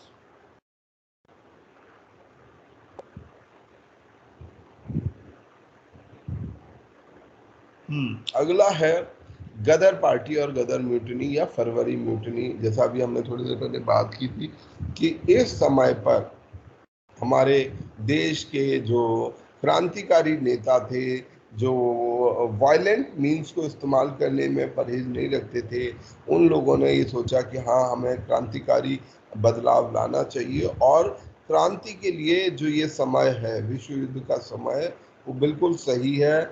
इस समय अंग्रेज बहुत कमज़ोर हैं और अगर हम उस अंग्रेज इंडियन सिपाहियों को ये समझाएं कि आप एकजुट होके अंग्रेज़ों के खिलाफ मोर्चा खोलो, एक सैन्य विद्रोह कर दो, तो निश्चित रूप से हम ये जीत सकेंगे। और इसको भड़काने में कहीं ना कहीं जर्मनी ने भी अपना योगदान दिया। जर्मनी ने, इसलिए से हिंदू, बाद में एक और भी है जिसे हिंदू जर्मन कॉन्स्पिरेसी भी कहा जाता है। तो ये पहले विश्व युद्ध के दौरान में गदर पार्टी का गठन किया गया सैन फ्रांसिस्को में। सैन फ्रांसिस्को में लाला हरदयाल के द्वारा, सोहन सिंह भाकना, मोहम्मद बरकतुल्ला, ये कुछ महत्वपूर्ण नेता हैं जिनके द्वारा गदर पार्टी की स्थापना की गई। इन्होंने ये तय किया था कि हम 21 फरवरी 1915 को एक बड़ा सैन्य विद्रोह पंजाब में और करेंगे, पूरे भारत में करेंगे, जो कि पंजाब से शुरू होगा 21 फरवरी 1915 को। परंतु हमारे जो ब्रिटिश सीआईडी थी, जो सीआईडी उस समय बन चुकी थी, उस सीआईडी को इसकी खबर लग गई कि ऐसा कुछ होने जा रहा है और उन्होंने जितने भी गदर पार्टी के नेता थे उन सबको पकड़ लिया, अरेस्ट किया, उनके ऊपर केस चलाए गए और काफियों को फांसी दे दी गई।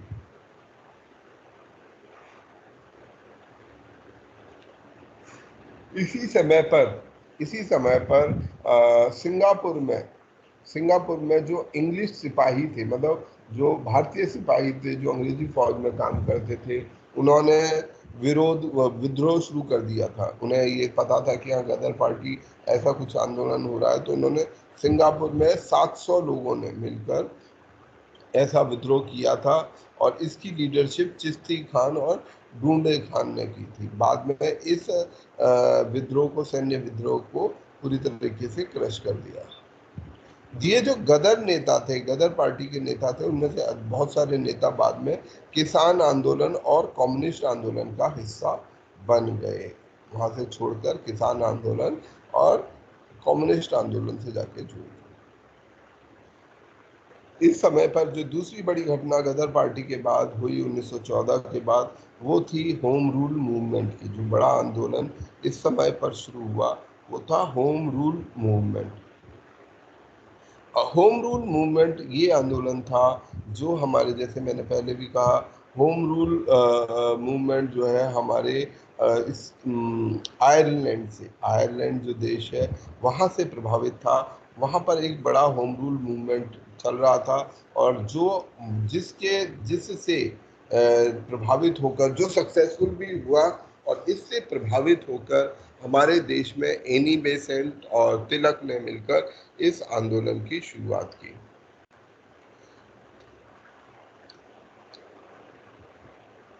तो इसके बाद जो बड़ी घटना हुई होम रूल मूवमेंट। दूसरी घटना जो मैंने पहले कही थी, रीयूनियन ऑफ एक्सट्रीमिस्ट। जो मॉडरेट और एक्सट्रीमिस्ट, जो नरम दल और गरम दल 1907 में अलग हो गया था, अब वो वापस एकजुट हो गया। 1907 में अलग हुआ नरम दल और गरम दल, अब वापस में फिर से यूनाइट हो गया था। और एक तीसरी महत्वपूर्ण बदलाव हुआ लखनऊ पैक्ट, जिसमें कि मुस्लिम लीग और कांग्रेस एक मंच पर आ गए। मुस्लिम लीग और कांग्रेस 1916 में इस लखनऊ पैक्ट के साथ एकजुट हुए। ये तीन बहुत बड़ी घटनाएं इस समय पर घटी थी। 1914 में, 1908 में जब तिलक को पकड़ लिया गया था, 6 साल के लिए उन्हें जेल भेज दिया गया। 1914 में जब वो जेल से बाहर निकल के आए, उन्होंने अपनी भूमिका दोबारा शुरू की। इस समय पर कांग्रेस मॉडरेट्स के हाथ में थी, तो इसलिए उन्होंने अपना एक अलग आंदोलन चलाना शुरू किया, होम रूल आंदोलन। रशियन रेवोल्यूशन 1917 में जो रूस की क्रांति हुई, उसने भी इसको प्रभावित किया। दिसंबर 1915 में जो ये दो धड़े बट गए थे, दिसंबर 1915 में ये दोनों धड़े भी नरम दल और गरम दल के एकजुट हो गए। 1916 में कांग्रेस और मुस्लिम लीग ने एक हिस्टोरिक लखनऊ पैक्ट साइन किया कि हम मिलकर देश में रिप्रेजेंटेशन के अधिकार के लिए, ठीक है, काम करेंगे। हम लोग एक दूसरे के साथ मिलजुल कर रिप्रेजेंटेशन के, प्रतिनिधित्व के अधिकार के लिए। हमारी लड़ाई ब्रिटिश से किस बात के लिए है? प्रतिनिधित्व के अधिकार के लिए हमारी लड़ाई है कि हमें प्रतिनिधित्व मिलना चाहिए।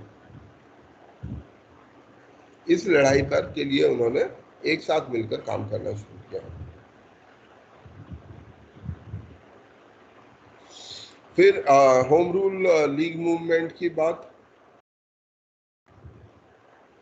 तिलक जब 14 में छूटे जेल से, तो उसके बाद उन्होंने कोशिश की भारत में वापस जो हमारी कांग्रेस है उसे ज्वाइन करने की, पर इस समय पर पार्टी के ऊपर फिरोज शाह मेहता जो लीडर थे उनका बड़ा प्रभाव था और उन्होंने बाल गंगाधर तिलक को कांग्रेस में नहीं घुसने दिया।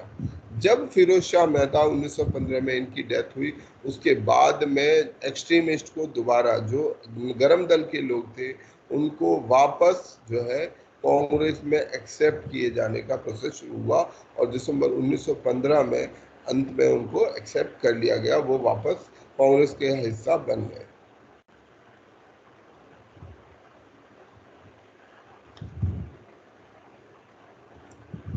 एनी बेसेंट ने जॉर्ज अरुंडेल के साथ मिलकर ये भारत के अंदर में होम रूल मूवमेंट बनाया था। और अगर इनके बैकग्राउंड की बात करें, एनी बेसेंट ने भारत के अंदर में थियोसॉफिकल सोसाइटी अरुंडेल में स्थापित की थी। थियोसॉफिकल सोसाइटी, थियोसॉफिकल सोसाइटी का जो हेडक्वार्टर है, थियोसॉफिकल सोसाइटी को बनाया था मिस्टर आलकट। क्या नाम है जिन्होंने बनाया थियोसॉफिकल सोसाइटी को? Mister H.C. आलकट।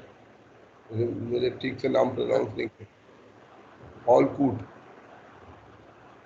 किसी को याद है थियोसॉफिकल सोसाइटी का गठन किसने किया था?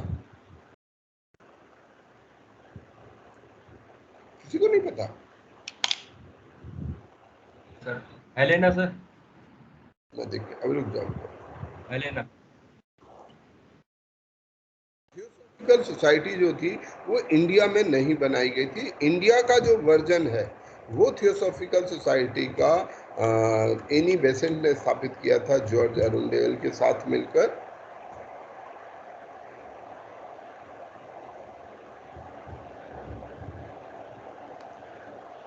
H.S. ऑलकूट या H.C. ऑलकूट ऐसे कुछ नाम था इनका।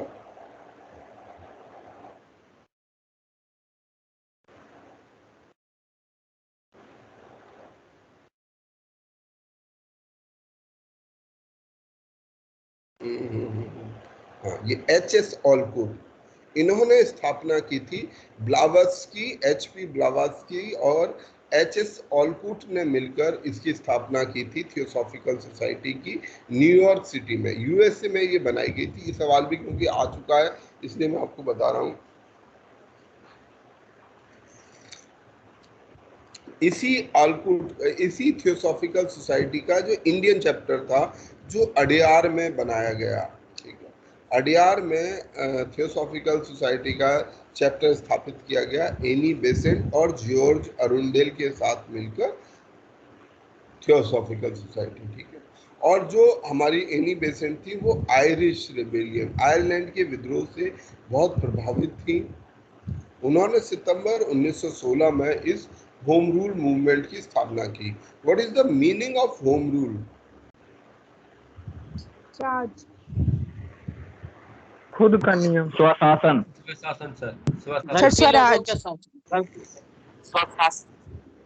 जो आयरलैंड में मांग थी वो मुख्यतः ये मांग थी, वहाँ के लोगों ने जब ये आंदोलन किया तो ये मांग की कि हमें आप जो फॉरेन पॉलिसी है या डिफेंस है, वो आप जो इंटरनेशनल डिफेंस है उसे आप अपने पास रखो, परंतु जो बाकी चीजें हैं, चाहे हेल्थ, एजुकेशन, इकोनॉमी, फाइनेंस, इनका शासन करने का अधिकार हमें दिया जाए। तो वहां पर भी इंडिपेंडेंस की मांग थी, पर वो इंडिपेंडेंस ऐसी इंडिपेंडेंस नहीं थी कि वो पूरी तरीके से, जैसे पूर्ण इंडिपेंडेंस का मतलब है, आजादी का मतलब है हर चीज पर आजादी। होम रूल में हम पूरी आजादी की बात नहीं करते हैं, स्वशासन में हम पूरी आजादी की बात नहीं करते। हम ये नहीं कहते कि आप यहाँ से पूरी तरह से चले जाओ, हम ये कहते हैं कि ठीक है, आप फॉरेन अफेयर्स को आप संभाल लो, डिफेंस के इश्यूज को आप संभाल लो, परंतु जो इंटरनल इश्यूज हैं उन पर अपना शासन करने का अधिकार हमें दिया जाए। तो ये होम एक रूल राष्ट्रीय संगठन, ये होम रूल का कंसेप्ट जो है हमें दिया गया था, और इस होम रूल से प्रभावित होकर कांग्रेस एनी बेसेंट ने 1916 सितंबर में इस आंदोलन को शुरू किया। इसके अलावा इनको सपोर्ट किया B.W. वाडिया ने। एनी बेसेंट के और साथी थे B.W. वाडिया, C.P. रामास्वामी अय्यर। बाल गंगाधर तिलक ने भी ऐसा ही यही होम रूल मूवमेंट पुणे में शुरू किया था, महाराष्ट्र में शुरू किया था होम रूल मूवमेंट 1916 में। और यहाँ पर ये कहा था उन्होंने कि Swaraj is my birth right and I will have it. Swaraj मेरा जन्मसिद्ध अधिकार है और मैं इसे लेकर रहूंगा।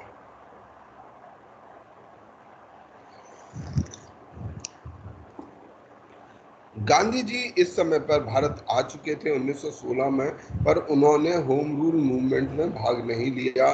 वो अभी भी माहौल को समझने की कोशिश कर रहे थे। जो इस मूवमेंट का उद्देश्य है, जैसा मैंने अभी कहा कि टू एंजॉय डोमिनियन स्टेटस, ये ध्यान रखिएगा, डोमिनियन स्टेटस, ये जो कॉन्सेप्ट है डोमिनियन स्टेटस का, वो कई और कॉलोनीज द्वारा भी वो किया जाता है, जैसे ऑस्ट्रेलिया, साउथ अफ्रीका, न्यूजीलैंड। मतलब कि आप अपने इंटरनल अफेयर्स के लिए खुद जिम्मेदार हैं, पर जो आप भारत जो है ब्रिटेन का एक डोमिनियन रहेगा, एक उसका अधीनस्थ टाइप का एक स्पेशल स्टेटस बनाया गया था, उसको डोमिनियन स्टेटस कहा जाता था, तो वो रहेगा। ये मांग ही थी भारत की।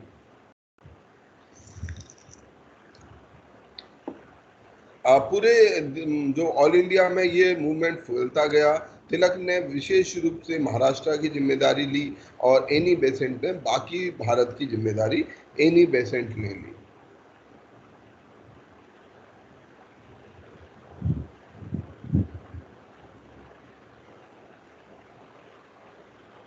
अच्छा, इस समय पर जवाहरलाल नेहरू भी इसमें जुड़े, ठीक है, और एनी बेसेंट के साथ मिलकर काम किया।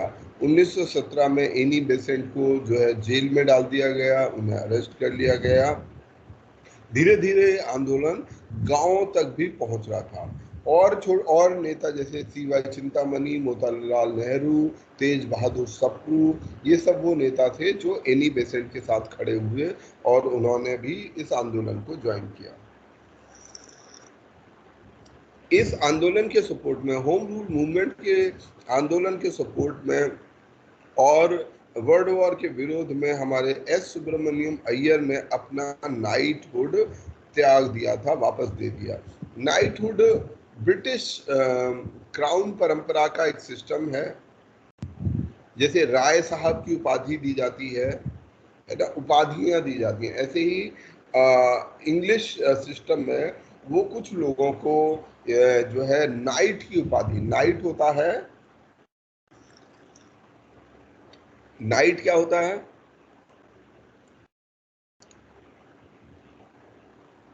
इसकी Hindi A type of king. ना, किंग नहीं होता ये। मैं दिखा देता हूँ, वो देख के ही समझ आएगा, मैं इसे एक्सप्लेन कर नहीं पाऊंगा, इसलिए मैं आपको उसकी फोटो दिखा देता हूँ, अब आपको समझ आ जाएगा इसके बारे में। योद्धा बेसिकली परम योद्धा, कुछ ऐसा कुछ शब्द कह सकते हैं हम, पर बेसिक ये इंग्लिश सिस्टम का एक विशेषता है। सर किसी ये होता है सूरवीर नाइट, की ये पदवी नाइट, पद या पद होता है। ये होता है नाइट। नाइट बेसिकली एक ऐसा राजा का एक ऐसा विशेष योद्धा होता है जिसको जो पूरी तरीके से राजा के प्रति लॉयल है। इंग्लिश राजा की बात हो रही है ये पूरी तरह से उसके प्रति सर लॉयल होता इसमें जैसे फ्रांस के अंदर पहले होता था ना कि राजा अपनी सेफ्टी के लिए रखते थे इनको नाइट्स को, खाली राजा और नाइट्स को रखा जाता था। हाँ, बिल्कुल नाइट्स को रखा जाता था और उसमें से जो इनके परिवार को भी, फैमिली को भी वो पूरी प्रोटेक्शन देते थे कि ये इनकी रक्षा करते थे योद्धा। मतलब एक स्पेशल सर स्टेटस है ये एक तरीके का। ये स्पेशल स्टेटस कुछ खास लोगों को दिया जाता है जिनको जो शासन है सर वो बहुत सम्मान। हाँ जी आप बोलिए। सर जैसे ब्रिटिश सरकार ने टैगोर को नाइटहुड की उपाधि भी दी थी सर। हाँ, मतलब जो विशेष जिनका कोई योगदान होता है उनको अभी भी देती है ब्रिटिश गवर्नमेंट। अभी भी ब्रिटिश जो क्राउन है वो अभी भी ये नाइटहुड की उपाधि दी जाती है। कई सारे बड़े बड़े लोग हों, इवन लिटरेचर के लोगों को भी दी जाती है। ऐसा नहीं है जैसे पहले के किसी समय में उस योद्धा को दी जाती होगी, पर बाद में ये उपाधि लिटरेचर के लोगों को या जिन्होंने साम्राज्य को बनाने में कोई विशेष योगदान दिया हो उन सभी को दिया जाता है। तो it is a matter of great pride. जो नाइटहुड की उपाधि होती है वो उस समय पर भी आज भी एक हद तक बड़े सम्मान की बात है इंग्लैंड में। तो ऐसी उपाधि दी गई थी सुब्रमण्य अय्यर को जिन्होंने इसको वापस कर दिया। हिंदी में इसको सर की उपाधि बोला गया है। हाँ जी, हिंदी में से सर की उपाधि बोला गया है, सर की। समझ में नहीं आया मेरे को आपकी बात। चलिए कोई नहीं, ठीक है आगे बढ़ते हैं। इसके बाद 1917 में एनी बेसेंट को पहली बार जो है प्रेसिडेंट बनाया। कितनी विमेन है ऐसी, कितनी महिलाएं हैं जो कांग्रेस में प्रेसिडेंट बन सकी हैं, उनके नाम गिनाएंगे? Sir 3 Annie Annie Besant, Sarojini Naidu और नेली सेन गुप्ता। नेली सेन गुप्ता, ठीक है। ये 3 महिलाएं हैं। पहली प्रथम भारतीय महिला हैं सरोजिनी नायडू, पहली महिला है एनी बेसेंट। 3 महिलाएं अब तक मतलब 1947 तक, आज़ादी के समय तक कांग्रेस की अध्यक्षता कर चुकी हैं।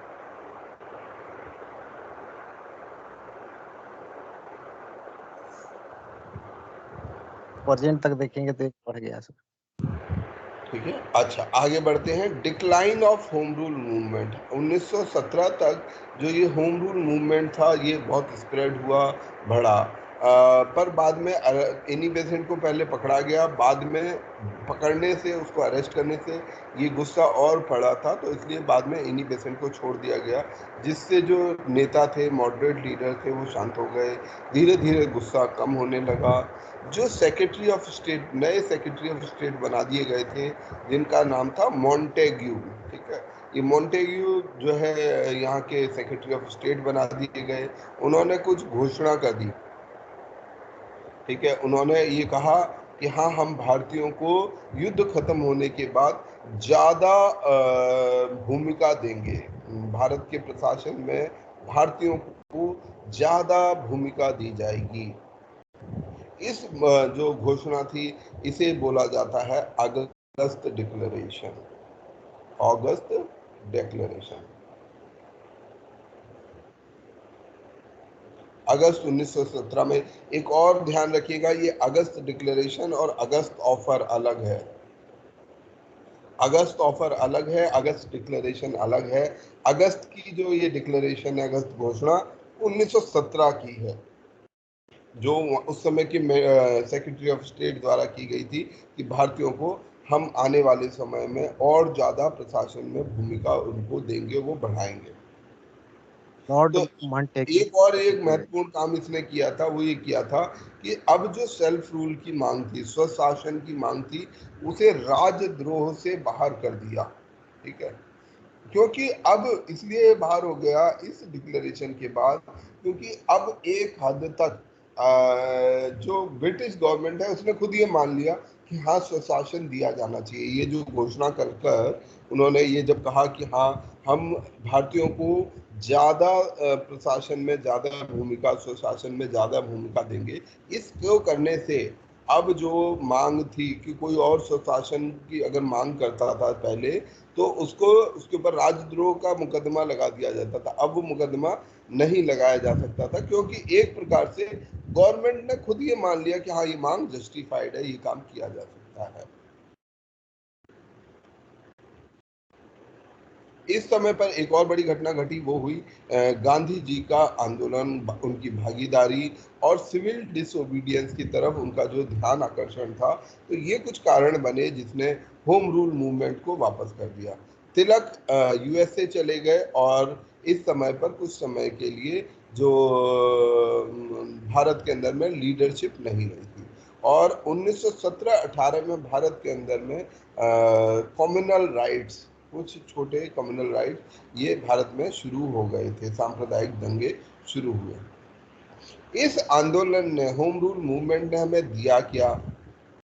इसने पहली बार हमारे जो आम जन थे, अभी तक जो आंदोलन सीमित होता था, पर इसने आम जनों का, आम लोगों का एक पहला बड़ा आंदोलन, अखिल भारतीय आंदोलन एक तरीके से शुरू कर दिया।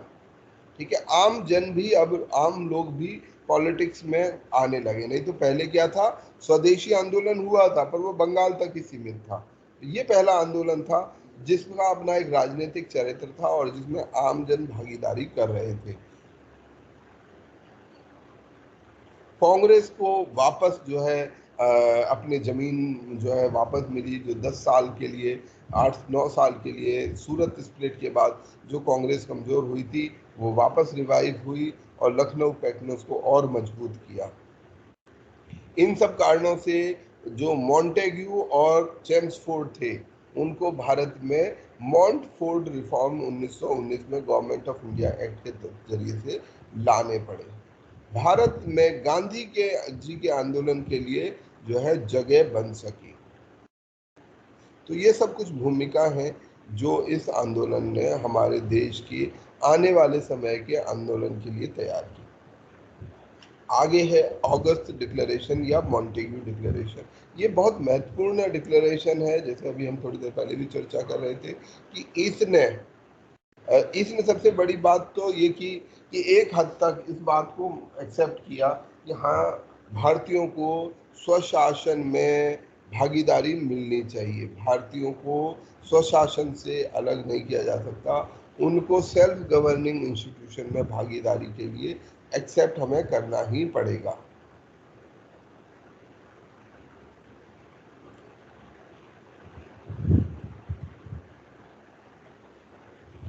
और इफेक्टिवली इससे सबसे इम्पोर्टेंट ये हुआ कि अब स्वराज की मांग को किसी तरीके से देशद्रोह या राजद्रोह के केस में उनको नहीं इंक्लूड किया जा सकता, क्योंकि अगर राजद्रोह या देशद्रोह का मुकदमा लगाना है, क्यों नहीं किया जा सकता?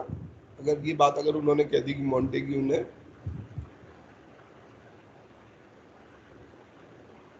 क्यों हम ये बात को कह रहे हैं, क्यों इसकी इंपॉर्टेंस है अगस्त declaration? Anyone?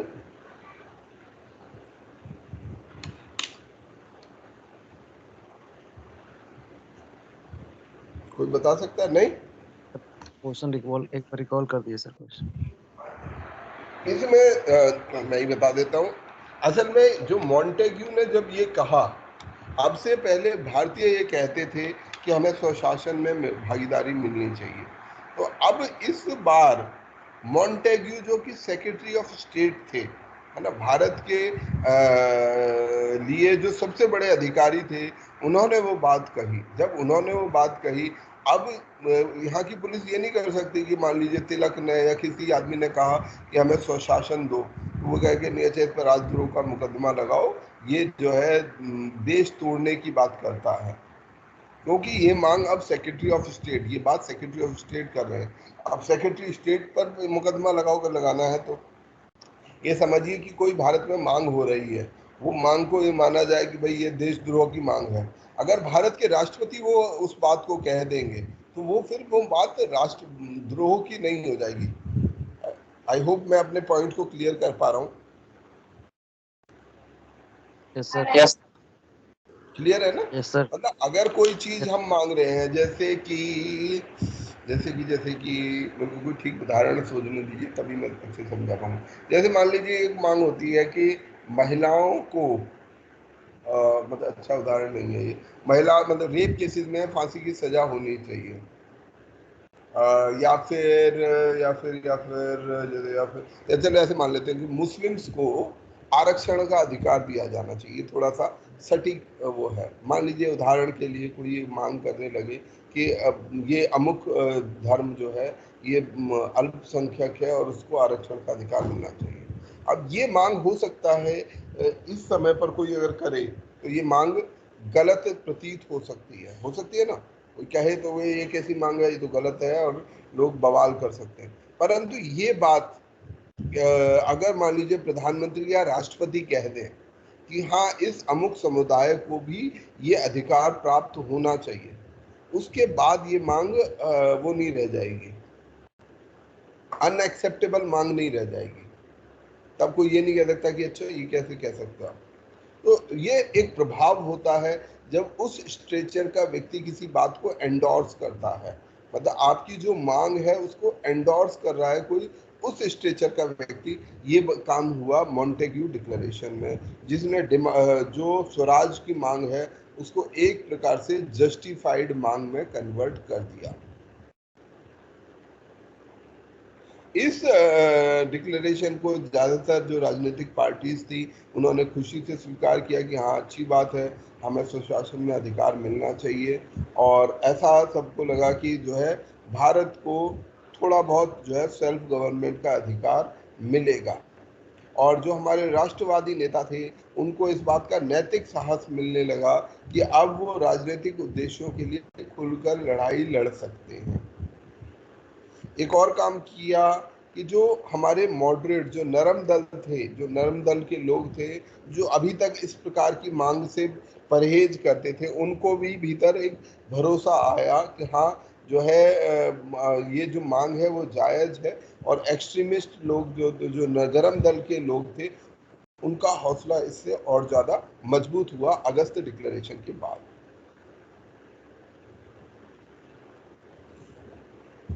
Lucknow pact, Lucknow pact में जैसा मैंने पहले कहा था कि तुर्की जो है अंग्रेज़ों के खिलाफ लड़ रहा था, अंग्रेज़ों के अपोजिट पक्ष में लड़ रहा था। जर्मनी ऑस्ट्रिया जो था उस समय पर, ऑस्ट्रिया हंगरी के साथ लड़ रहा था, उसका हिस्सा था उस अलायंस का। तो जो ये मांग थी, तो ऐसे में मुस्लिम लीग के लिए ठीक है अंग्रेज का खुलकर विरोध करना मुमकिन नहीं था।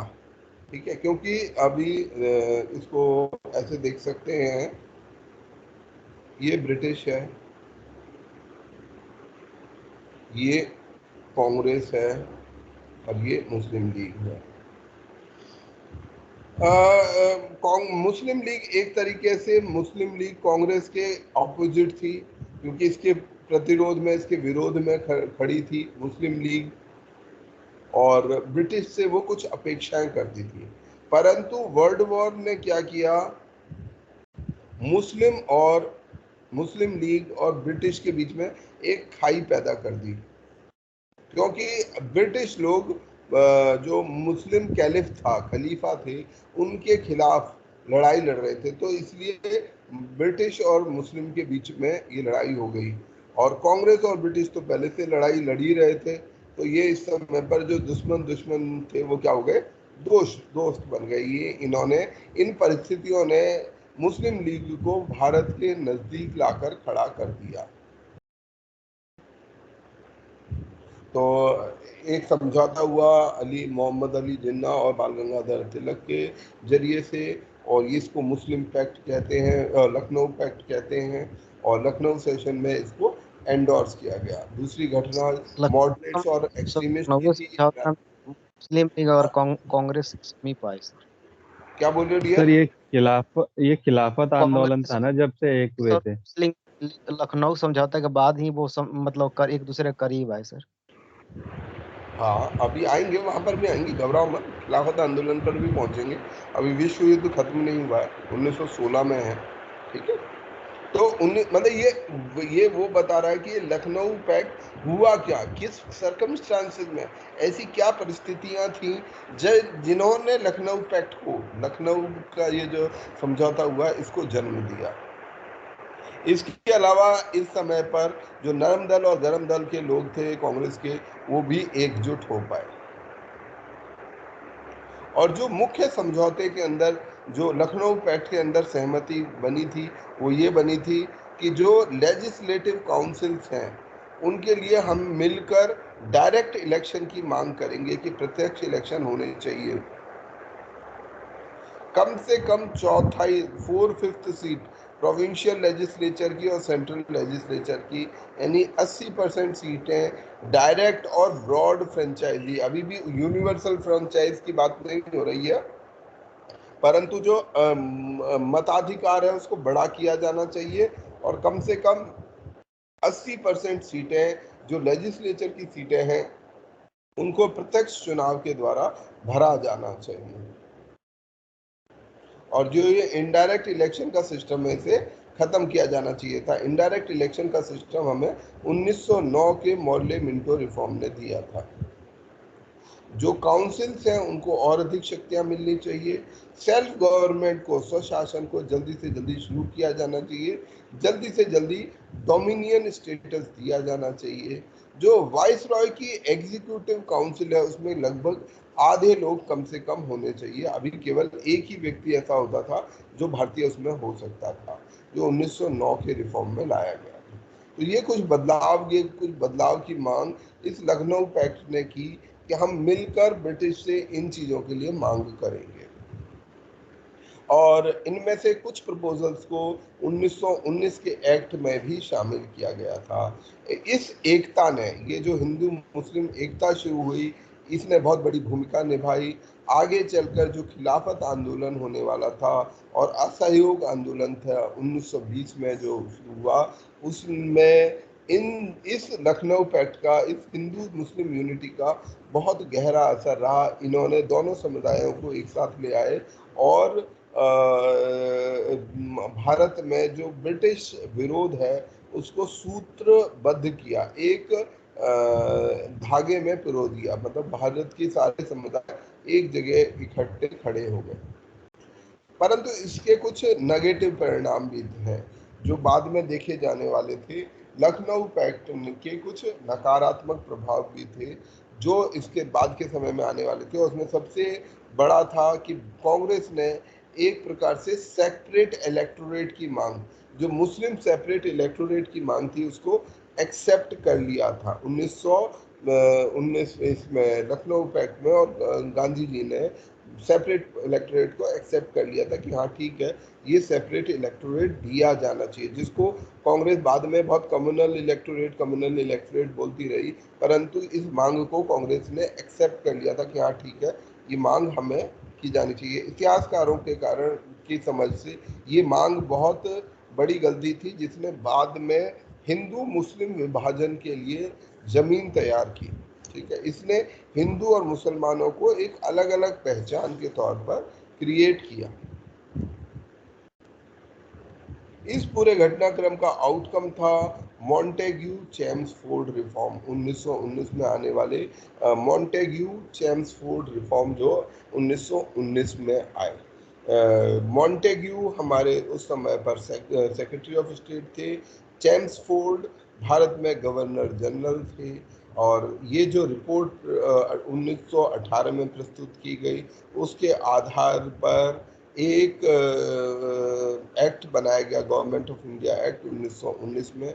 उसमें ये बदलाव लाए और इस एक्ट के अंदर में पहली बार ब्रिटेन ने इस बात को एक तरह से एक्सेप्ट किया गया कि हाँ, भारत जो है, भारत में धीरे धीरे हम लोग gradually we will move toward introduction of responsible government. Bharat में हम स्वशासन, धीरे धीरे एक ऐसी सरकार जो अपने खुद के शासन के लिए जिम्मेदार हो, उसका गठन करेंगे।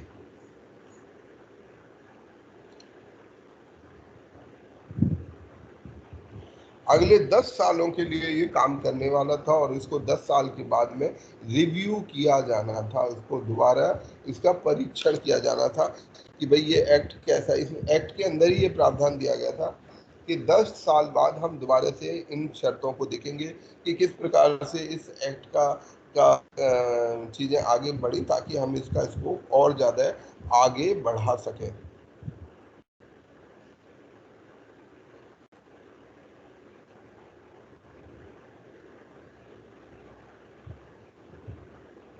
जो इसमें मुख्य बदलाव लाए गए वो थे, सबसे पहला प्रोविंशियल डायरकी। ठीक है, डायरकी को इसमें इंट्रोड्यूस किया गया और ये डायरकी कहाँ पर आई?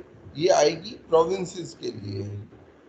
स्टेट्स में अब द्वैध शासन, द्वैध, एक हमने डुअल रूल पढ़ा था, यहाँ द्वैध शासन डायरकी है। अभी पढ़ेंगे इसे कि क्या होती है dyarchy, dual form of government. इससे डुअल फॉर्म ऑफ गवर्नमेंट की शुरुआत हुई। जो हमारे राज्य हैं, जो प्रोविंसेस हैं, उनमें द्वैध शासन की शुरुआत हुई। जो शासन है, जैसे आज के समय में हमने जो सब्जेक्ट्स हैं, आज अगर आप लोगों ने पॉलिटी पढ़ी होगी तो आपको पता होगा कि हमारे जो सब्जेक्ट्स हैं, जितने सेंटर और स्टेट का डिवीजन होता है, वो एक लिस्ट में प्रदान किया जाता है, जिस लिस्ट में कुछ विषय सेंट्रल गवर्नमेंट के पास रहते हैं और कुछ विषय स्टेट गवर्नमेंट के पास रहते हैं। जैसे हेल्थ है, पुलिस है, एजुकेशन है, एजुकेशन कंकरेंट में है, तो हेल्थ, पुलिस, ये कुछ ऐसे, एग्रीकल्चर, ये कुछ ऐसे विषय हैं जो हमारी स्टेट गवर्नमेंट के पास रहते हैं, और कुछ ऐसे विषय हैं जैसे डिफेंस, टेलीकम्युनिकेशन, ये विषय सेंट्रल गवर्नमेंट के पास रहते हैं। तो इसकी शुरुआत, ये जो शुरुआत है सब्जेक्ट्स के डिवीजन का, सेंट्रल सब्जेक्ट और प्रोविंशियल सब्जेक्ट, ये प्रोविंशियल डायरकी के द्वारा शुरू किया गया था। इस प्रोविंशियल सब्जेक्ट्स में तो यानी कि दो तरीके, दो लिस्ट बन गई, एक है सेंट्रल सब्जेक्ट और दूसरा है प्रोविंशियल सब्जेक्ट। प्रोविंशियल सब्जेक्ट्स को फर्दर दो हिस्सों में डिवाइड किया गया था, रिजर्व्ड सब्जेक्ट और ट्रांसफर्ड सब्जेक्ट। रिजर्व्ड सब्जेक्ट वो थे जो डायरेक्टली गवर्नर द्वारा, जो उस स्टेट का गवर्नर, उस प्रोविंस का गवर्नर होता था, उसके द्वारा, उसकी एग्जीक्यूटिव काउंसिल, जो एग्जीक्यूटिव काउंसिल चली जा रही थी, उसके द्वारा निर्धारित किया जाता था, वो चलाता था खुद, और इसमें जो इलेक्टेड लोग थे उनकी कोई भागीदारी नहीं थी। रिजर्व लिस्ट में सब्जेक्ट थे डिफेंस, फॉरेन अफेयर्स, कम्युनिकेशन। दूसरी कैटेगरी थी ट्रांसफर्ड सब्जेक्ट की। ये ट्रांसफर्ड सब्जेक्ट ऐसे थे जिसमें गवर्नर को शासन चलाना था with the aid of minister. जैसे आज भी हमारा जो प्रेसिडेंट है, गवर्नर है, they work with the aid of council of minister. ऐसे ही दे इस समय पर ये ट्रांसफर्ड सब्जेक्ट वो थे जिन पर प्रोविंसेस को जो है अपने मिनिस्टर्स के साथ मिलकर काम करना था। जैसे agriculture, supervision of local government, health, education, ये वो विषय थे जो ट्रांसफर कर दिए गए थे डायरेक्टली इलेक्टेड मिनिस्टर्स के हाथों में।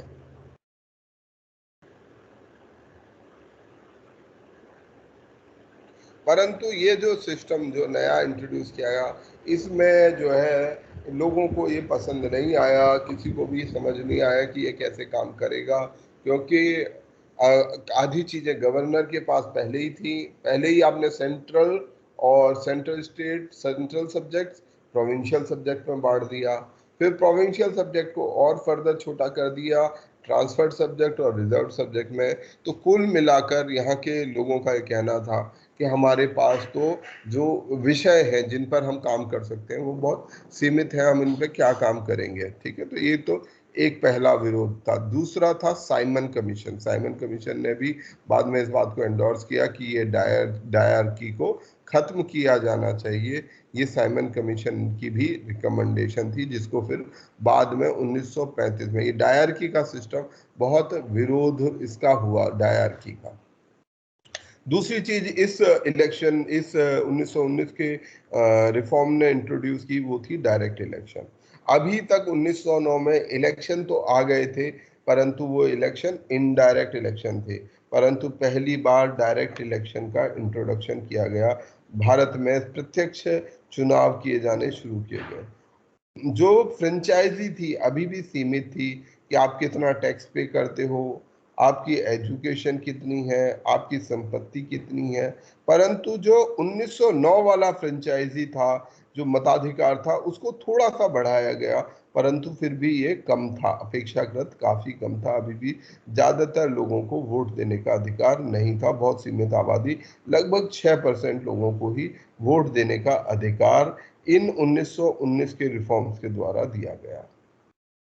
तीसरी चीज इसने जो इंट्रोड्यूस की वो थी बाय कैमरल सिस्टम, मतलब द्विसदनीय व्यवस्था कि हर जो लेजिस्लेचर सेंटर होगा, सेंटर के भीतर में 2 सदन होंगे। जैसे आज सेंटर में पार्लियामेंट में 2 सदन है, एक लोकसभा एक राज्यसभा। तो इस तरीके का कंसेप्ट 1919 में इंट्रोड्यूस किया गया था कि जो सेंट्रल लेजिस्लेचर है इसके अंदर में 2 सदन होंगे, काउंसिल ऑफ स्टेट और इंडियन लेजिस्लेटिव असेंबली। एक काउंसिल ऑफ स्टेट भी होगी जिसके अंदर में जो स्टेट्स हैं, प्रिंसली स्टेट्स हैं, उनका प्रतिनिधित्व, जो रियासत है उनका प्रतिनिधित्व होगा, और दूसरी जो इंडियन लेजिस्लेटिव असेंबली होगी। ये दोनों अलग अलग बॉडीज होंगी।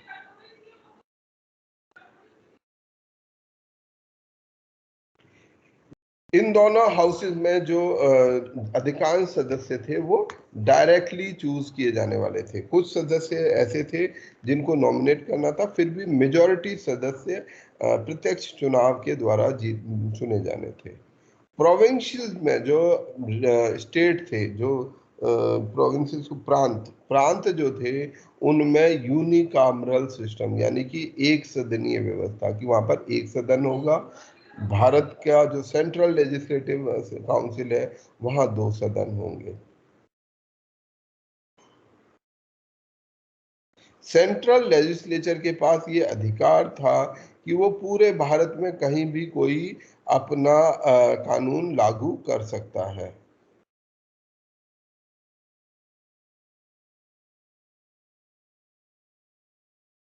जो गवर्नर जनरल था उनको ये अधिकार दिया गया कि वो गवर्नर जनरल कभी जब चाहे तब उनको समन करने का, प्रोरोग करने का और डिसॉल्व करने का अधिकार होता है। लेजिस्लेटिव काउंसिल को बुलाने का, समन करना मतलब उनको कहना कि भाई आप अपनी मीटिंग कीजिए, प्रोरोग करना या डिसॉल्व करना, ठीक है, उसको भंग कर देने का अधिकार गवर्नर के पास था। इसके अलावा गवर्नर के पास ऑर्डिनेंस जारी करने का, अध्यादेश, प्रमलगेशन ऑफ ऑर्डिनेंस का अधिकार भी था। आज भी वो अधिकार हमारे पास मौजूद है कि जब सदन मीटिंग में ना हो, जब लेजिस्लेटिव काउंसिल मीटिंग में ना हो, तो ऐसे समय पर जो गवर्नर है या प्रेसिडेंट है वो अध्यादेश पास कर सकते हैं। तो ये अधिकार हमें 1919 में उस समय से ही दिया गया। और जो रिजर्व और ट्रांसफर लिस्ट तो कर दिया गया, फिर भी जैसा ऊपर भी कहा गया, गवर्नर जनरल का अभी भी मुख्य अधिकार, पूरे देश में कहीं भी कानून बनाने का मुख्य अधिकार अभी भी हमारे गवर्नर जनरल के पास किया रहा। जो गवर्नर जनरल या वाइसरॉय की एग्जीक्यूटिव काउंसिल थी, ठीक है, जो एग्जीक्यूटिव काउंसिल थी, उस एग्जीक्यूटिव काउंसिल में पहले 8 में से 1 सदस्य हुआ करता था, अब 3 में से 8 कर दिए गए। 3 सदस्य भारतीय हो सकते थे, ठीक है, पहले 1 किया गया था 1909 में, इस नंबर को बढ़ाकर 3 नंबर तक कर दिया गया। परंतु जो एग्जीक्यूटिव काउंसिल थी, इसकी कोई अपनी मतलब it's more of a advisory body, इसका अपना कोई डायरेक्ट वो नहीं था, रोल नहीं था, केवल गवर्नर जनरल को सलाह देना था उसके एग्जीक्यूटिव फंक्शंस में, पर इसके पास कोई शक्ति नहीं थी कि गवर्नर जनरल के समक्ष उसकी कोई शक्ति हो। तो बेशक नंबर बढ़ा दिया गया, परंतु उसका कोई विशेष प्रभाव नहीं पड़ने वाला था। इसी कानून के अंदर में एक और प्रावधान रखा गया कि हर 10 साल के बाद हम वर्किंग ऑफ द एक्ट देखेंगे कि क्या सुधार की अभी और गुंजाइश है या सुधार करने की आवश्यकता है। ये प्रावधान इसी में रखा गया कि हर 10 साल बाद इसको रिव्यू किया जाएगा। इसी के लिए 10 साल बाद 1927 में साइमन कमीशन अपॉइंट किया गया था कि ये जो मॉन्टेग्यू चेम्सफोर्ड रिफॉर्म है 1919 के, इनको दोबारा से रिव्यू किया जाए जिससे कि और संवैधानिक बदलाव लाए जा सकें। 3 राउंड टेबल कॉन्फ्रेंस जो हुई थी 1930, 31, 32 की, वो भी रिजल्ट था इसी कॉन्स्टिट्यूशनल मेजर का। ये जो संवैधानिक बदलाव किए जाने थे यही असर था जिनके कारण से राउंड टेबल कॉन्फ्रेंसेस हुई। कांग्रेस ने गांधी जी के नेतृत्व में केवल इनमें से एक ही राउंड टेबल कॉन्फ्रेंस अटेंड की थी, वो थी सेकंड राउंड टेबल कॉन्फ्रेंस।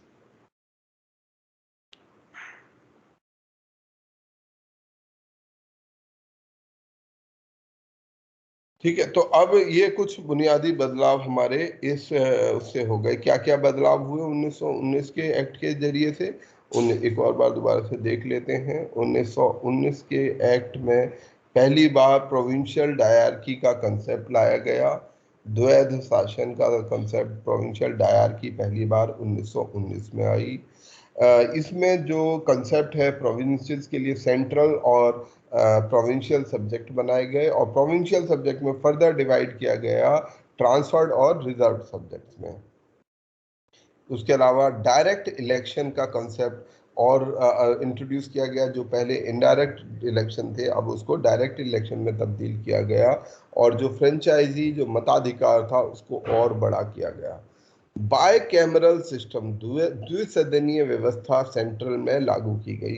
अब सेंटर में 2 सदन हो गए, लेजिस्लेटिव काउंसिल में 2 सदन हो गए थे, एक था काउंसिल ऑफ स्टेट और दूसरा था Indian legislative council, Indian legislative assembly. तीसरा उसके बाद एक बदलाव है, जो प्रोविंशियल लेजिस्लेटिव काउंसिल थी वहां पर अभी भी एक सदनीय व्यवस्था, एक सदन यूनिकैमरल सिस्टम काम कर रहा था। अभी भी जो सेंट्रल लेजिस्लेचर था उसके पास पूरे देश में कहीं भी कानून बनाने का अधिकार था। जो सेपरेट इलेक्टोरेट का प्रावधान था वो रिटेन किया गया, इनफैक्ट उसको एक्सटेंड किया गया, उसको और ज्यादा बढ़ा दिया गया। सेपरेट इलेक्टोरेट को, जिसकी अभी हम बात कर रहे थे, इस 1919 के दौरान में पहले 1909 में सेपरेट इलेक्टोरेट मुस्लिम्स को दिया गया। 1919 में इस सेपरेट इलेक्टोरेट को, यहाँ पर कुछ और लोग भी थे जिनको दिया गया था, शायद क्रिश्चियंस वगैरह को, अभी क्रिश्चियंस भी इसमें इंक्लूड कर दिए गए, सिख लोगों को इसमें इंक्लूड किया गया, एंग्लो इंडियन कम्युनिटीज को इसमें इंक्लूड कर दिया गया। 1919 में जो सेपरेट इलेक्टोरेट था तो सेपरेट इलेक्टोरेट को और ज़्यादा बढ़ा दिया गया कि सेपरेट इलेक्टोरेट ना केवल मुस्लिम्स को मिलेगा, क्योंकि जब मुस्लिम्स को सेपरेट इलेक्टोरेट दिया गया तो भारत में रहने वाले अन्य जो अल्पसंख्यक वर्ग थे, जिसमें क्रिश्चियंस थे, जिसमें सिख समुदाय था, जिसमें एंग्लो इंडियंस थे, इन्होंने भी अपने लिए अधिकार की मांग की, जिसको एक्सेप्ट किया गया और इनको भी 1919 में सेपरेट इलेक्टोरेट दिया गया। पहली बार महिलाओं को भी दिया गया सर इसी में नहीं यार, महिलाओं को ना सेपरेट इलेक्टोरेट पहली बार सर किसने कहा आपको? महिलाओं को तो अभी तक वोट देने का भी अधिकार नहीं था, इस समय पर वोट देने का भी अधिकार नहीं था। सेपरेट इलेक्टोरेट तो बड़ी बात है ब्रदर, इसमें नहीं दिया था, वो आगे दिया था। पहली बात की क्या दिया भी गया है? महिलाओं को सेपरेट इलेक्टोरेट का अधिकार आज तक भी है?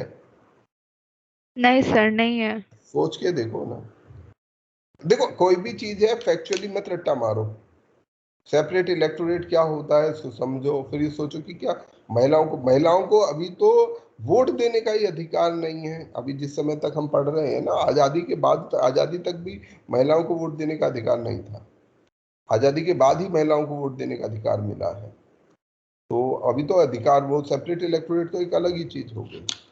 तो फिर भी अगर किसी को डाउट हो और किसी के पास ऐसी कोई सूचना हो तो मुझे अलग से भेज देना, हो सकता है मेरी जानकारी में ना हो। ठीक है, तो जो सेपरेट इलेक्टोरेट का अधिकार था वो अब और लोगों को भी दिया गया, क्रिश्चियंस को दिया गया, एंग्लो इंडियंस को दिया गया, सिख समुदाय को दिया गया। शासन अधिनियम 1919 द्वारा भारत में पहली बार महिलाओं को वोट देने का अधिकार मिला। वोट देने का अधिकार मिला। अच्छा, ये मेरी जानकारी नहीं था। फिर ये तो सेपरेट इलेक्टोरेट नहीं 19 में दिया गया। मैं इसे चेक कर लूंगा यार, मुझे थोड़ा सा डाउट है। फिर भी अगर आप कह रहे हो तो हो सकता है आप ठीक कह रहे हो, क्योंकि मैंने ये भी नहीं पढ़ा कि नहीं दिया गया था। मुझे ये पता है कि यूएसए में बहुत बाद में दिया गया। चेक कर लेंगे, खैर कोई बात नहीं उस फैक्ट को। अच्छा, इसके बाद जो है रिव्यू का अधिकार भी हमारे, वर्किंग के रिव्यू का अधिकार 1900, इस अधिनियम को वापस रिव्यू करने का अधिकार भी इसी कानून के अंदर में दे दिया गया। अब इसकी एक्सेप्टेंस 1919 के जो कानून पास हुए उसको लोगों ने कैसे स्वीकार किया, क्या स्वीकार किया या वो सेटिस्फाई हुए, नहीं सेटिस्फाई हुए, इसकी बात करते हैं। जो ये कानून पास हुआ, इसका लेजिस्लेटिव काउंसिल ने, जो हमारे देश की लेजिस्लेटिव काउंसिल था, उस जो लेजिस्लेटिव काउंसिल 1909 के तहत बनी, उसमें यूनैनिमसली जितने भी इंडियन मेंबर्स थे सब ने इसका विरोध किया। 1919 के अधिनियम का सभी ने विरोध किया और इस बात से सभी डिसएग्री करते थे कि जो है भारतीयों के लिए क्या सही है और क्या गलत है, इसको तय करने का अधिकार केवल और केवल अंग्रेजों के पास होगा। मतलब ये उस तरीके की नीति थी कि ब्रिटिश ये डिसाइड करते थे कि आपके लिए ये चीज़ ठीक है, ये गलत है, ये इंडियंस को एक्सेप्टेबल नहीं था। वो चाहते थे कि भाई हम अपना सही गलत खुद तय करें, हम अपने आप देखेंगे कि हमारे लिए क्या ये चीज़ सही है या गलत है। इसके अलावा एक बहुत बड़ा काम जो हुआ इसके बाद में, इसके तुरंत बाद में 1919 एक्ट के बाद, वो था रोलेट एक्ट। ठीक है, ये रोलेट एक्ट ने जो है इसको और ज़्यादा कॉम्प्लिकेट किया, क्योंकि एक तरफ तो 1919 में कुछ सुधार लाए गए, पर साथ साथ एक ऐसा कानून पास कर दिया गया जो बहुत ही ज़्यादा एट्रोशियस था, लोगों के अधिकार को सीमित करता था, प्रेस पर प्रतिबंध लगाता था, आने जाने के अधिकार को भी सीमित कर देता था। क्लास कितने बजे चलेगी यार? एक सेकंड, हाँ हाँ बोलिए। क्लास कितने बजे तक चलेगी यार? 11:30 तक। ठीक है, 11:30। ओके, तो उसके बाद जो है ये रोलेट एक्ट ने काफी बड़ा बदलाव किया। सर, हाँ जी सर वो राइट टू वोट सर 1947 में दिया गया था वुमेन को, और 4 जून 1919 शायद अमेरिका के वुमेन को दिया गया था। 4 जून 1919 को। ठीक है, देख लेंगे। ये बहुत इंपॉर्टेंट है कि हमें महिलाओं के वोट का अधिकार, पर जैसी मेरी जानकारी है कि नहीं, मतलब मेरी जानकारी में नहीं है। फिर भी आप सभी लोग चेक करिएगा और फिर शेयर करिएगा कि महिलाओं के, इसको एक सब्जेक्ट ऑफ रिसर्च भी ले सकते हैं कि महिलाओं को वोट देने का अधिकार कहाँ कहाँ कैसे कैसे दिया गया, किस तरह से दिया गया। अभी इस पर डिस्कशन नहीं करते, कोई बात नहीं। एक काम करिए, देखिए कोई भी चीज जब भी हमें वो करनी हो ना, डिस्कस करनी हो, हमें ना आर्ग्यूमेंट्स को पढ़ के तैयार करके फिर डिस्कस करना चाहिए। तो हम लोगों को ऐसे आइडेंटिफाई कर लेना चाहिए। जैसे अगली क्लास जब हम करेंगे तो आप पहले 15 मिनट इसी काम के लिए हम रख सकते हैं कि पहले 15 मिनट हम महिलाओं पर, ठीक है, आप में से मैं 4 स्टूडेंट्स, ठीक है, केवल 4 स्टूडेंट्स को मैं अलाउ कर पाऊंगा। आप अगले वेडनेसडे को जो क्लास होगी उसके पहले 15 मिनट 8:30 बजे से लेकर 8:45 तक आप लीजिएगा, और इसमें इस विषय पर अपना अपना शोध किया हुआ बात कि वोटिंग का अधिकार, महिलाओं को वोटिंग का अधिकार कब कब कैसे कैसे दिया गया, और ना केवल इंडियन पर्सपेक्टिव, इंडिया में कैसे दिया गया, दुनिया में कहाँ कैसे दिया गया, सबसे पहले कहाँ दिया गया, और कहाँ अभी तक भी नहीं दिया गया। तो इस पर्सपेक्टिव में अपने आप को तैयार करिएगा, 4 लोग तैयार कर लें, ठीक है, और मुझे सूचित करने के साथ हम बोलना चाहेंगे इस पर, ठीक है। Excuse me sir. हाँ जी, इसका प्रूफ है सर? अरे भाई अभी देखो सब बहस अभी करना चाहते हैं, प्रूफ इकट्ठा कर लो, प्रेजेंट करना मुझे वेडनेसडे को, ठीक है। मैंने इसीलिए आपको टाइम दे दिया ना। मेरा एक रिक्वेस्ट था सर जी बोलिए, अपनी रिक्वेस्ट सर। मैं लगातार क्लास ज्वाइन कर रहा हूँ, टेस्ट भी अटेंड कर रहा हूँ, लेकिन सर मैं ईमेल में मिला है मेरा केवल 60%, केवल एक क्लास मेरी हुई अरे थी ये सर पिछले माय डियर, सैटरडे आपका को, नाम क्या जब है मौसम खराब था तो। यार? आपका नाम क्या है? यही बात सर आप मेरा नाम वीर सिंह। मिस्टर वीर सिंह, आप इस बात को एक पर्सनल मैसेज के जरिए से भी भेज सकते हैं, या ये बात आपके पब्लिक फोरम में डिस्कस करना आवश्यक है? नो सर, ठीक है, बस क्लास खत्म होने वाला था इसलिए मैंने। नहीं अभी क्लास खत्म नहीं हुआ यार, आप लोग बीच में इंटरप्ट किए जा रहे हो। मैं चाह रहा हूँ कि ये टॉपिक हम पूरा कंप्लीट कर लें, ठीक है? बीच में हमारी चीज रह जाती है। चलिए ठीक है।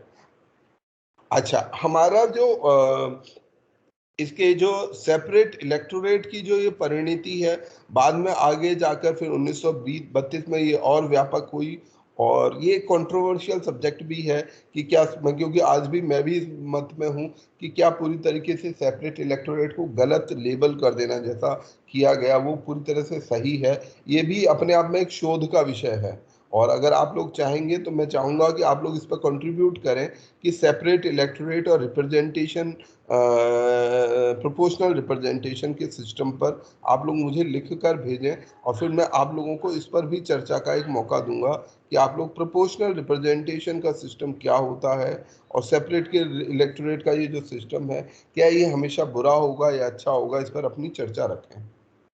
ठीक है, चलो तो यहाँ से हम आगे बढ़ते हैं। अब 5-7 मिनट में क्लास को खत्म करते हैं, थोड़ा धैर्य रखिएगा।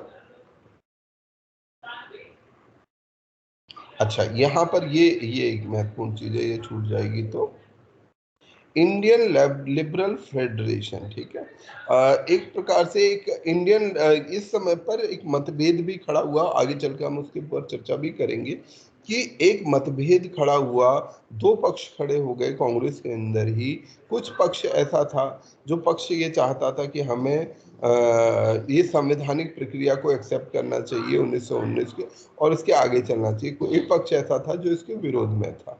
तो जैसे सुरेंद्र नाथ बनर्जी हैं, वो लिबरल्स में आते थे और उन्होंने इंडियन लिबरल फेडरेशन नाम से बनाया, और ये उन्होंने कहा कि हमें इनको स्वीकार करना चाहिए। तो उन्होंने अपना ये एक अलग दल बनाया था, इंडियन लिबरल फेडरेशन, परंतु ये विशेष प्रभावी नहीं हो सका।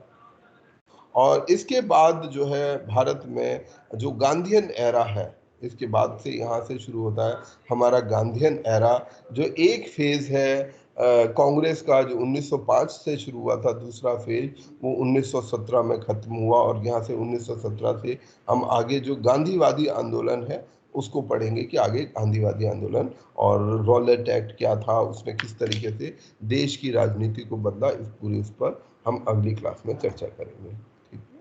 आप सभी का धन्यवाद। अगर अब आप में से कोई कुछ कहना चाहते हैं जो एडमिनिस्ट्रेटिव पॉइंट ऑफ व्यू से महत्वपूर्ण जानकारी हो तो आप ऐड कर सकते हैं। सर इसमें यूपीएससी का भी कुछ गठन का जिक्र किया गया था? इसमें नहीं था, शायद वो 1935 में हुआ था। 1935 का जो गवर्नमेंट ऑफ इंडिया एक्ट आया था उसमें यूपीएससी का गठन, पर मैं श्योर नहीं हूँ। जहाँ तक मुझे ध्यान है आरबीआई और यूपीएससी दोनों का गठन हमारे 1935 के एक्ट में हुआ था। महिलाओं का वोट देने का सर अधिकार इसमें दिया गया है सर? किसका? महिलाओं का वोट देने का अधिकार इसमें दिया गया है। आपका क्या नाम है? श्याम। श्याम। आप श्याम प्रेजेंट करेंगे, ठीक है? आप सबसे पहले प्रेजेंट आप ही करेंगे। आप जो भी तथ्य हैं वो इकट्ठे करेंगे। महिलाओं को वोट देने का अधिकार कब दिया गया पूरी दुनिया में, ना केवल भारत के कंटेक्स्ट में। आपको प्रेजेंटेशन देनी है अगले वेडनेसडे को सुबह 8 बजे, शार्प 8 बजे, ठीक है? तो आप क्लास में रहेंगे 8 बजे। शाम हमें सबसे पहले 5 मिनट में आपको अपनी बात रखनी है। आपको जो भी तथ्य हैं वो सामने रखिएगा कि क्या क्या तथ्य आपने ढूंढे, क्या क्या आपने रिसर्च किया, और वो हम सबसे शेयर कीजिएगा, ठीक है जी? Hello sir. हाँ जी। Hello sir. सर मैं भी इसके बारे में सकता हूँ सर। आप रखिए सैफ, 2 लड़कियां भी रखेंगी। 2 लड़कियां कौन कौन होंगी वो बताइए। 2 नाम हो गए, चंद्रा रखेंगी और एक और गर्ल स्टूडेंट, 4 स्टूडेंट हो जाएंगे। हाँ जी, साक्षी आप रखना चाहेंगे, ठीक है? तो साक्षी, सैफ, श्याम और चंद्र, ये 4 लोग रखेंगे, और श्याम से हम शुरुआत करेंगे। और हर एक को 5 मिनट ही रखने, 5 मिनट से भी कम रखना है, 3 या 4 मिनट, ताकि 15 मिनट में आप चारों अपनी बात रख पाए, ठीक है? चलिए, आपका बहुत बहुत धन्यवाद आज की क्लास के लिए। Thank you sir. Okay, thank you sir. Thank you sir. Okay जी। Thank you sir. Thank you sir.